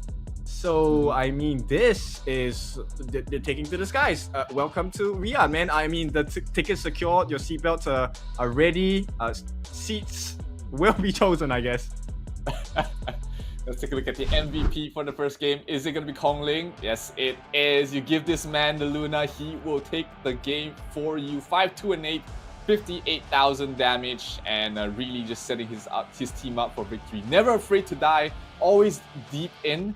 Sometimes he did die, of course, but still able to help his team achieve this victory. Yep, it's for the greater good, right? And I think when we take a look at the items, there's going to be a huge disparity here. You know, Eternity Blade would have been the next item for JD. JD 8, 1, and 2 here already completed the Doomsday Crimson Reaper as well, and Boots of Agility.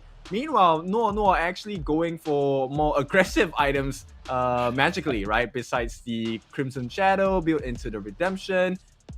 And yeah, a lot of healing coming out already, but Kong Ling, my goodness, he went for a more defensive structure. August Wood along with the Insatiable Tomb and Neblon Wood. It would have been even worse later in the game. Yeah, absolutely. I mean, Noah was building for the Venomous Staff to reduce the healing of Dalia a little bit, but you don't need to reduce damage if you just reduce their healing if you just kill them right there and then. So overall, a very good game here from the side of Weibo. I mean, this has been how they've been playing the entire qualifier so far, and I don't expect it to change anytime soon. It's just been the classic style that's been working out for them, and with that, they punched their ticket to Riyadh. Literally punched their ticket into Riyadh here. We will prepare for the second game. But in the meantime, we will take a look at the replay as well on how this game really went down. Let's be honest, I mean, the Hoi pick was kind of iffy at this point, but Kong Ling, the moment they had entry into the jungle, the combinations, the searing stabs, the crescent slices, the new moon procs, resets, Zoro was never going to live it down in this game. Yeah, and I mean, that was 1 minute into the game. They were already diving behind the tier 2s. It was just, you know, Weibo Gaming really taking anything they want at this point. Even from the start. And under the tower, they couldn't get out of their Kong Ling. Really just was toying with them, going in and out. So did Gu Huai, really just being a lethal 1-2 punch for the side of Weibo Gaming and Tribe. You know, they looked completely lost. What do you do against this aggression? What do you do against this sort of ferocity from the Malaysian squad? They haven't been able to find an answer yet. Yep, it's tough, right? The fact that you feel safe, you don't feel safe on the tier 1, you say, okay, you know what, let me back to tier 2. Maybe the damage is lesser there, I don't know. But Kong Ling said, run where you need to, man. I will meet you there. And boy, nowhere to run. Weibo Gaming do it hard and brutally at this point. I mean, I knew they would be good coming into this tournament. I didn't know they would be this dominant, like just head and shoulders across their opponents. 7 minutes 40 seconds, almost beating the fastest game time from Season 2 Invitational, and I believe that is the fastest game time for the last chance qualifiers. Yeah, sorry, tell me again, what's the timing? 7:44 was the timing. 7:44. 5 seconds short. 5 seconds short of the Yep. fastest game we have seen across the week. And in the space of about 50 seconds, we will see whether Weibo Gaming is going to continue this trend, or maybe Tribe Gaming, I don't know, maybe they don't want to go out like that. They want to give us a better game, give us a better draft as well. I think it really came down to the draft. Zero, I don't know whether you agree with me. I don't agree with the whole pick, especially when it's paired with Mayin against a Luna.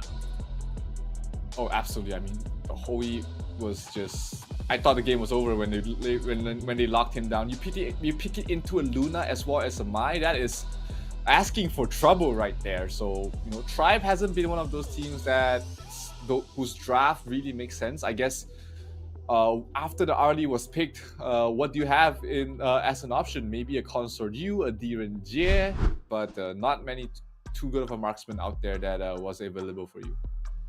Well, let's just look at it from this way. I don't think Luna is unbreakable for sure, right? There are heroes that can deal with her, but as it stands now, it's not just one hero, it's a team game. So Tribe Gaming, they just need to be the better team. Absolutely, and I mean, easier said to done, right? Be a better team than Weibo Gaming. All right, let's get it done here. Game 2 of this best of 3 series. Tribe will try to be the better team here, but it all has to start with the draft. No more Hois, I guess, and no more Lunas. No, are they really gonna let the Luna through again? I don't know. You know what? Do what you want. It's the last game of the day, man. MTS gonna secure the Dolia again. Maybe they will try a different kind of marksman in the farm lane this time. But Dolia, I think it makes sense. Nonetheless, the refresh definitely works. Wavebreaker will be able to buy you some time with the heals. Of course, with the ult, you can push people out if they get a little too close. Yeah, definitely, you know, something is going for them, and Weibo Gaming are just going to go back to what was working for them, not even going to hesitate with these 2 picks. Arlie and Mai Shinui, and right now Tribe Gaming is shivering in their boots. This PTSD, are they going to pick the Luna right here? What do? Do we steal it right now? Do we take it away from them, or do we just resign to our fate? I mean, go for the cheese strats, man. Where's the Kongming? Dude, play a Kongming. There's no need to play tank, man. Just fight fire with fire, go magic for magic, you know, punch for punch. Do it. They could still flex it. This Tun could still go into the clash lane, right? Just do the Kongming jungle. Let's see it all out. Well, nothing to lose at this point for the side of Tribe. Neither is Weibo Gaming, so we might see some spicy picks in this last game. Let's see. They pick up the Lianpo first, ban out the Lady Zen, not wanting Tribe to have any form of good team fight, while also picking good team fight of their own. Princess Frost still available, Elaine still available. There goes the Luna. So smartly banned there, but both double mid lane utility mages taken out there from the side of Weibo. So there goes most of the team fight mages in towards the mid. Only the Zhou Yu left available for them, and maybe perhaps something like a Gan and Mo as well. But without the right setup, you don't really want to play a Gan and Mo. Right now, I'm just guessing, you know, who's the jungler on the side of Weibo Gaming. It could be a Sima Yi, it could be a Kongming, it could be, I don't know, Li Bai. There's so many people here that work with the composition because the Lianpo offers so much cover. And with the burst from Kongling, the mobility of the Arlie, I know I'm kind of like fanboying over Weibo Gaming. Don't worry, I'm not biased. It's just the composition looks a little bit more robust because we know what the players can do. All right, support Lianpo because that is a Dharma clash lane. So Kongling will have his pick of the litter, you know, on what sort of jungle he wants to play. And at this point, do you really want to tell him what to play? No, he will tell you what he wants in the jungle, and you just give it to him because you know that he is going to bring you the victory here. So, what are we seeing here, Kin? Yao, perhaps? I want to see some flashy plays. I want to see them break the game a different way. Really, Lianpo jungle. Really? Oh, nah, yeah. That's what I'm talking about. That's the Kongming jungle. I've been waiting for that. I have had the experience of, you know, playing with the Chinese players that have used Kongming, and they just put me on Yarya, right? And all I did was just Verdant protected him the whole game.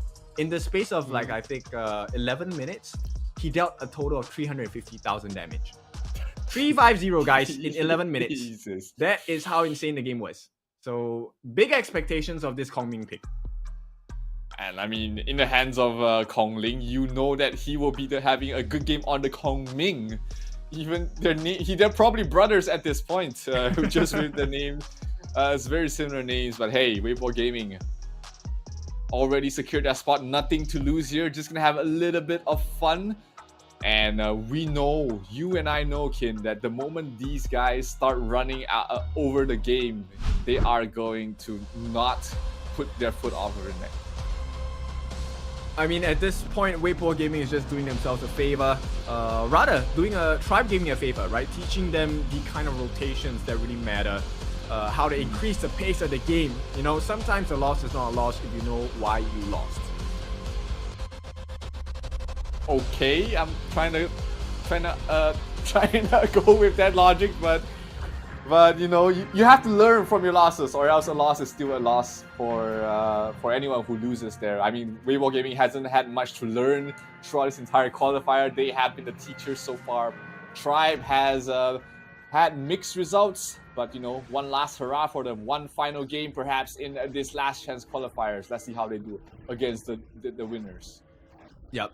Let me just reiterate. The L stands for lesson, not lose. So, Weibo Gaming, of course, going to experience a little bit more aggression coming in from the side of Tribe Gaming, like the fact that they stole the boars here right off the bat. Yeah, really not afraid at this point, and really nothing to be afraid of, because you know they are mathematically out, but you know at least they're still trying to push their limits, trying to see if they can break Weibo Gaming. Being the team to say that you at least took one map out of Weibo Gaming is still something to brag about. Oh, for sure. And now we're gonna see Zoro gonna try and jump in as well. And at this point, I think they do have decent damage. Hang on, why is there no damage? No, actually just ate that and walked away.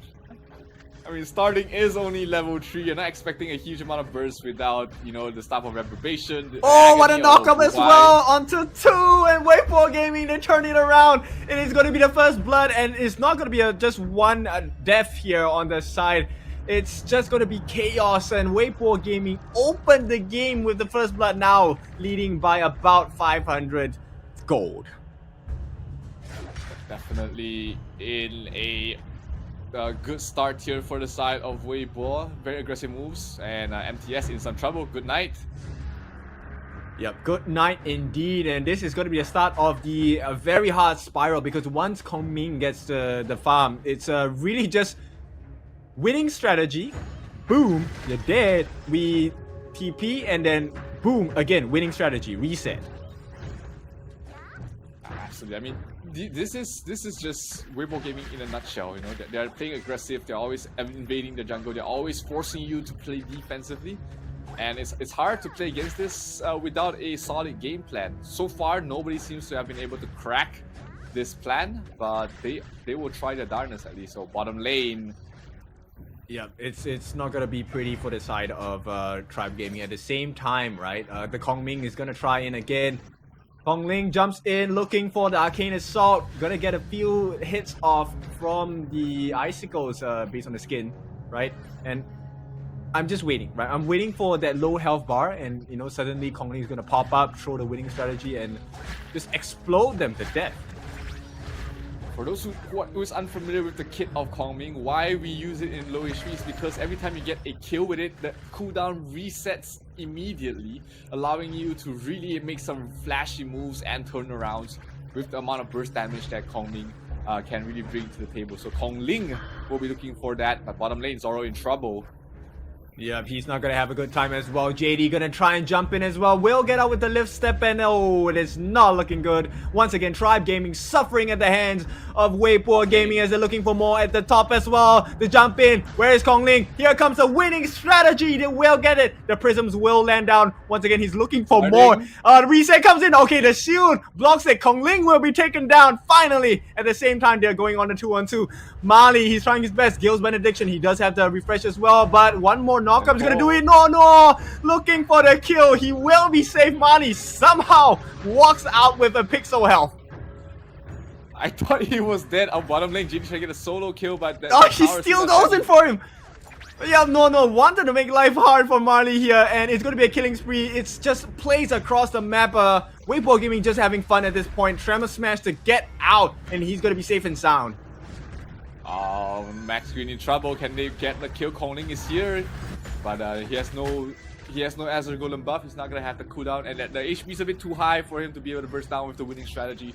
So they are done with the aggression for now, but they definitely make it hurt for the side of Tribe.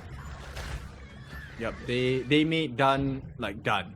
So at this point, Nono and JD gonna pressure the Crimson Golem as well, starting and Mali, Zoro, they're all here to help. But Guhua gonna come in from the back as well. Chosen gonna just allow them to disengage at this point. Will they commit? Gonna use the Audi to get out safely as well. And all 5 members of Tribe Gaming are here to salvage nothing, essentially, because Weibo Gaming is not making any moves.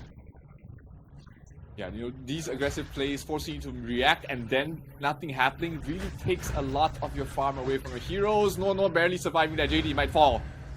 A shutdown this time, a very nice one, so they will recover some farm into MTS's hands, which is great, right? But as it stands now, it's still a 2,000 goal lead, and Kongling is busy taking the Tyrant. More map protects mid lane fight though, not gonna look good for the side of Tribe. They lose 2 already.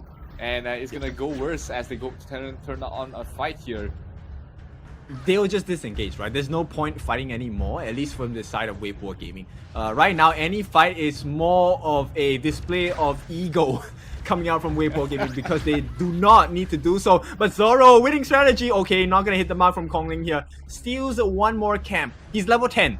Guys, he is 3 levels ahead, 2 levels ahead of majority of the cast on the side of Tribe Gaming. And once his Staff of is he going for the Staff of Aberration? Can we check a look at the items for the current progression? He went for the Insatiable Tome, playing a bit safer. Oh, what? Angela? Hello? Were you there? I left my Angela right here, but no, he's not longer there anymore. Yep, they have a delete button at this point, and here we go, the jump in by Guhua as well, catching everyone. It's a split fight. They might be able to get the Mai, so the Mai will drop as well, but Kongling is still healthy. Where is the winning strategy? Where is the Arcane Assault? Gonna jump down, winning strategy, a free kill, reset, a second one. He doesn't even need it at this point. With the time shift, he should be able to get the kill as well. Gil's Benediction will not save the day. It's a double kill. Kongling is just too powerful. Weibo Gaming dominate at the 7-minute mark. And you see him at half HP. I guarantee you he's looking where he can get the next kill. He spots MTS, he's trying to go for it. He is that impressive. He's thinking about, alright, when you're half HP, usually normal players like us, we would think, okay, let's time to back off. But if you look at how Kongling was looking at the map, he was looking at where he can re-engage. And he is looking for re-engage right now. Yep, time shift to jump in, a better position to land the Arcane Assault as well. Here we go, lands on the 3. Did he use the winning strategy just then? Okay, yes, what a waste. But nonetheless, it's going to be a knockup. 3-man knockup. It's going to be 1 down, 2 down. Starting is the next one to fall. And MTS, they get a double kill on the side of Weibo Gaming. Sure, they lose Kui, but this expensive fish is not worth a lot at this point. Not worth a lot for the side of Tribe. They are gonna lose this tower, which is worth quite a bit here for Weibo Gaming. They're gonna get even bigger net worth lead at the moment. JD not afraid to fight against these 2 fighters. But they're gonna back off for now. Wait for the Lienpo to rejoin the fight as well as the Dharma. Yeah, they can take whatever they want. Grocery shopping day 2, right? They have the bottom aisle, the left aisle, top aisle, right aisle. Take a pick, man. This Kongming is just crushing it so far. Absolutely crushing it in every sense of the imagination here. Almost a 10,000 net worth lead before 8 minutes. Weibo Gaming just playing like how Weibo Gaming plays. This is just, just a show of dominance, and they're not afraid to take fights any time of the entire match. Yep, he already has the Rune Blade, Savant's Wrath as well, boost of the Arcane. He does have magical penetration. I'm just talking about Kongling here as they look for more across the map. They're just starving this side of Tribe Gaming, and at this point, the village is going to fall apart. It's up in flames. Kongling, can he do more? He's looking for the Arcane Assault, waiting for the time shift for the perfect position as well to get the stacks of the prisms up. In the meantime, tier 3s are threatened. The prisms are going to drop down. Actually, Mani is able to tank a couple of those prisms, so it looks okay at this point. Yeah, Kongling didn't go for a full-on damage build with Staff of Reprobation. He did go for more of a tanky build to allow him to stay longer in the fights, Insatiable Tome, as well as the next following item that he's about to complete. So really focusing on surviving, because he knows that his team is about to do the damage that he needs. He doesn't need to kill them all. He has JD for that. So he just needs to be the distraction and really just be able to stand in the front lines. Yeah, right now everything falls on Mali, right? Mali needs to be able to tank all these prisms coming up from Kongling. If he doesn't, I can assure you there is going to be instant death coming in from any one of the other members. Maybe with the exception of MPS if he times his whatever to perfection, but that's pretty hard to do. Yeah, especially in this position, right, where you're behind, you don't have the survivability or the damage to be able to do it yet. Okay, winning strategy just to secure the last hit. Why not at this point? Yenpo have to back off. No, spotting all 5 of them.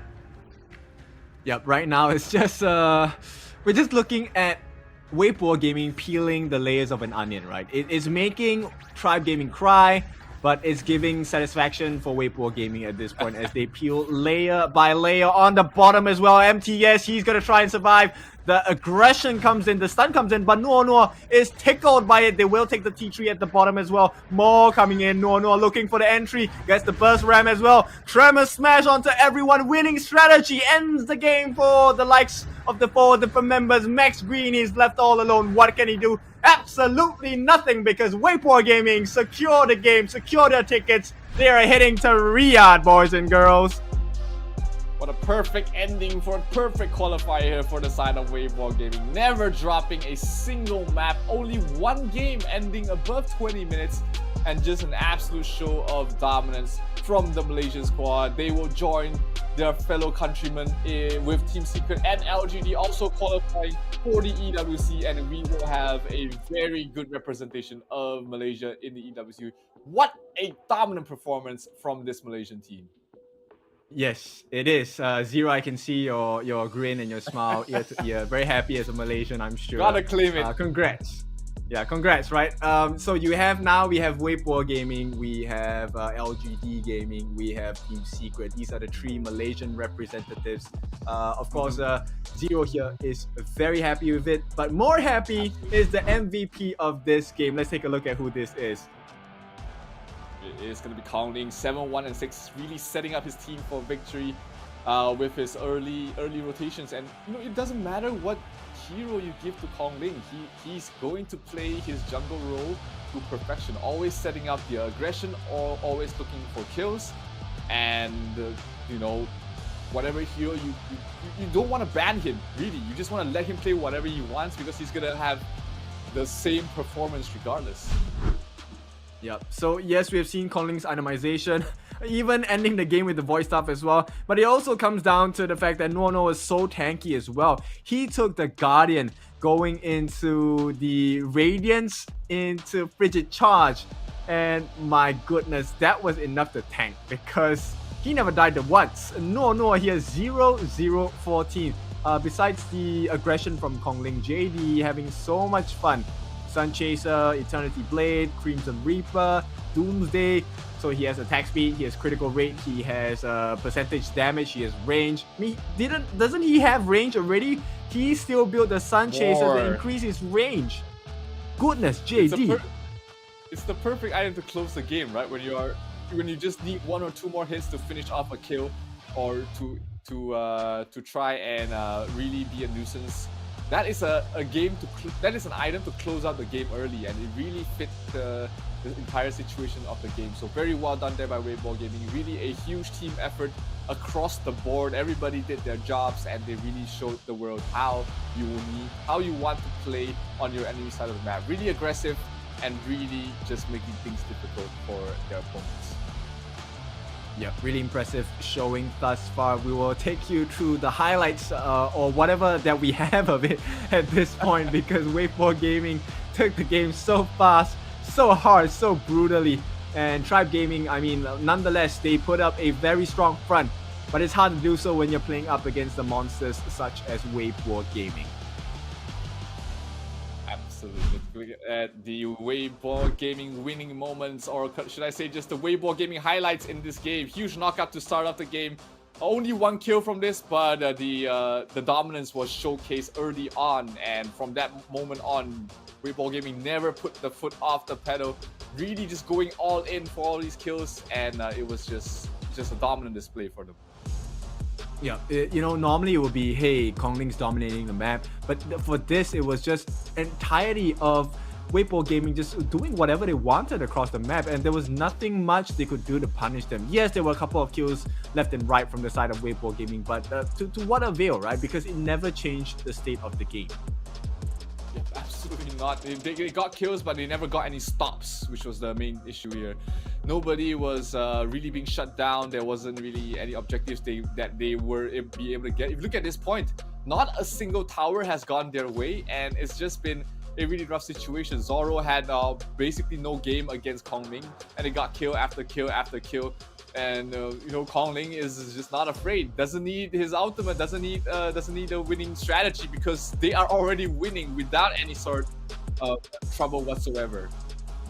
Yeah, that last engagement by Nuo, so insane, buying so much room for their team as well. I mean, they had to trade up the Dharma, right? But at this point, who cares? We're gonna end the game, and it's all about the win nonetheless, right? The result of this wouldn't have mattered that much as well, because they've already won the first game.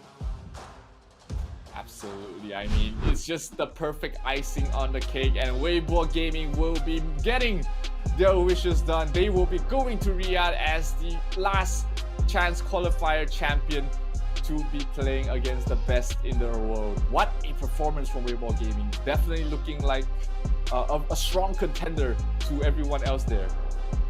Yeah, for sure. And of course, we will like to hear the thoughts of these members on the side of Weibo Gaming, which we will do later on. We have a special segment for that, as the two of us will get to talk to the boys and men who have transformed the likes of Malaysia's Weibo Gaming team into a different beast altogether.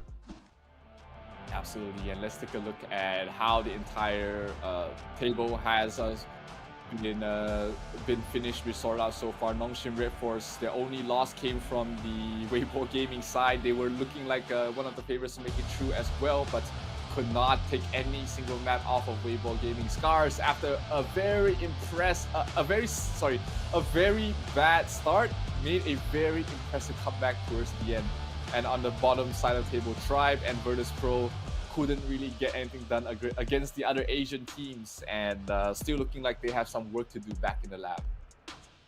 For sure. But of course, with this table and group standings itself, it has been a very fantastic 2 days with you guys as well. Like, all of the growth of the teams, I think we have seen quite the growth in Weibo Gaming across the different matches they've showcased to us. Absolutely, it's been a hell of a ride, Kin, and you know, we've been able to see so many different heroes being picked. We've been able to see so much of a display of skill from all these players. I mean, if you look at every single lineup, you know, Illusion definitely stood out for me as a player that we need to look out for in the future, and you know, and NONGSHIN Red Force as well, as the entire team, they definitely look like they can compete with the best of the world as well. For sure. Now, I'm still looking at the YouTube comments right now. Do you guys have any questions you guys would like to ask the players? I'm not sure whether we will get it in time for you guys, but you know, it would be nice to see what you guys can ask, and maybe you can post that down in the comment section of whatever platforms you're on as well. And if the boys from Weibo Gaming have the time, they might be able to reply you as well. Absolutely. You know, this is the time to pick the brains of potential future champions. You never know if they are going to be making it that far, because hey, you know, Cinderella stories can happen. Royal Roaders have been a thing in the past, and you just want to make sure, especially if you're aspiring to be a professional player in Honor of Kings or any game, you know, this is the best chance for you to understand what it takes to become a champion. And what better person to ask than, you know, whoever than the side of Weibo Gaming, who just really dominated their opponents here in the last year's qualifiers for EWC. Yeah. Questions like how many junglers can you play? How do you play Luna? How do you play Musashi? How do you play all of these insane heroes? Yeah, absolutely, and we don't have to wait any further, because we are going to have a player from the team of Weibo Gaming, the champion of the EWC Last Chance qualifiers, here with us. And hello everybody from the side of Weibo Gaming. How you guys doing? How do you feel after that win? 你们赢了什么感觉？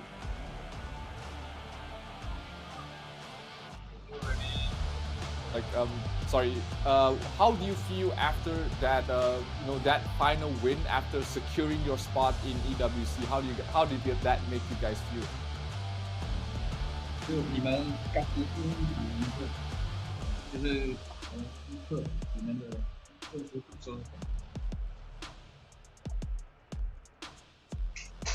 说观众也可以。 Can they hear us or can we hear them? Is there? They're talking. Okay.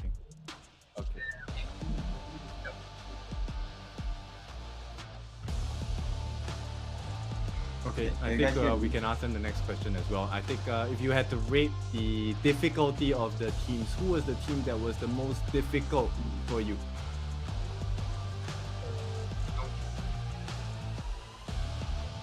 Okay, yeah, NONGSHIN is a pretty strong competitor as well.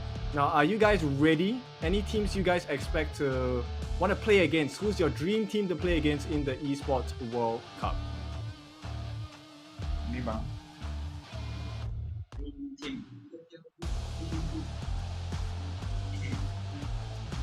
They want to play the. Okay, and I think curious, just personal for me, right? Any of you been to Riyadh before? Any of you been to Saudi Arabia before, or is this your first time as a group and as a team? 有去过。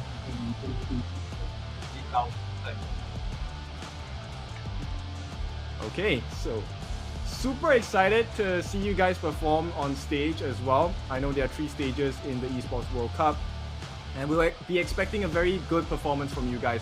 Now, you guys are one of the 3 different teams hailing from Malaysia. Do y'all expect?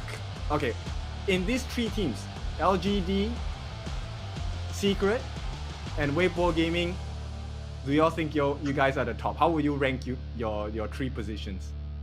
First to third. The first is LGD, second is Secret, the third is our Weibo. Okay, impressive. Okay, so very humble beginnings for them, and I think we would like to congratulate them once again. Hopefully they have a strong journey in Esports World Cup as well.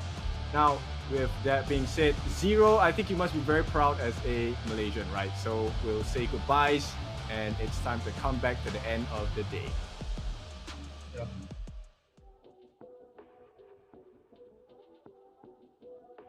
What?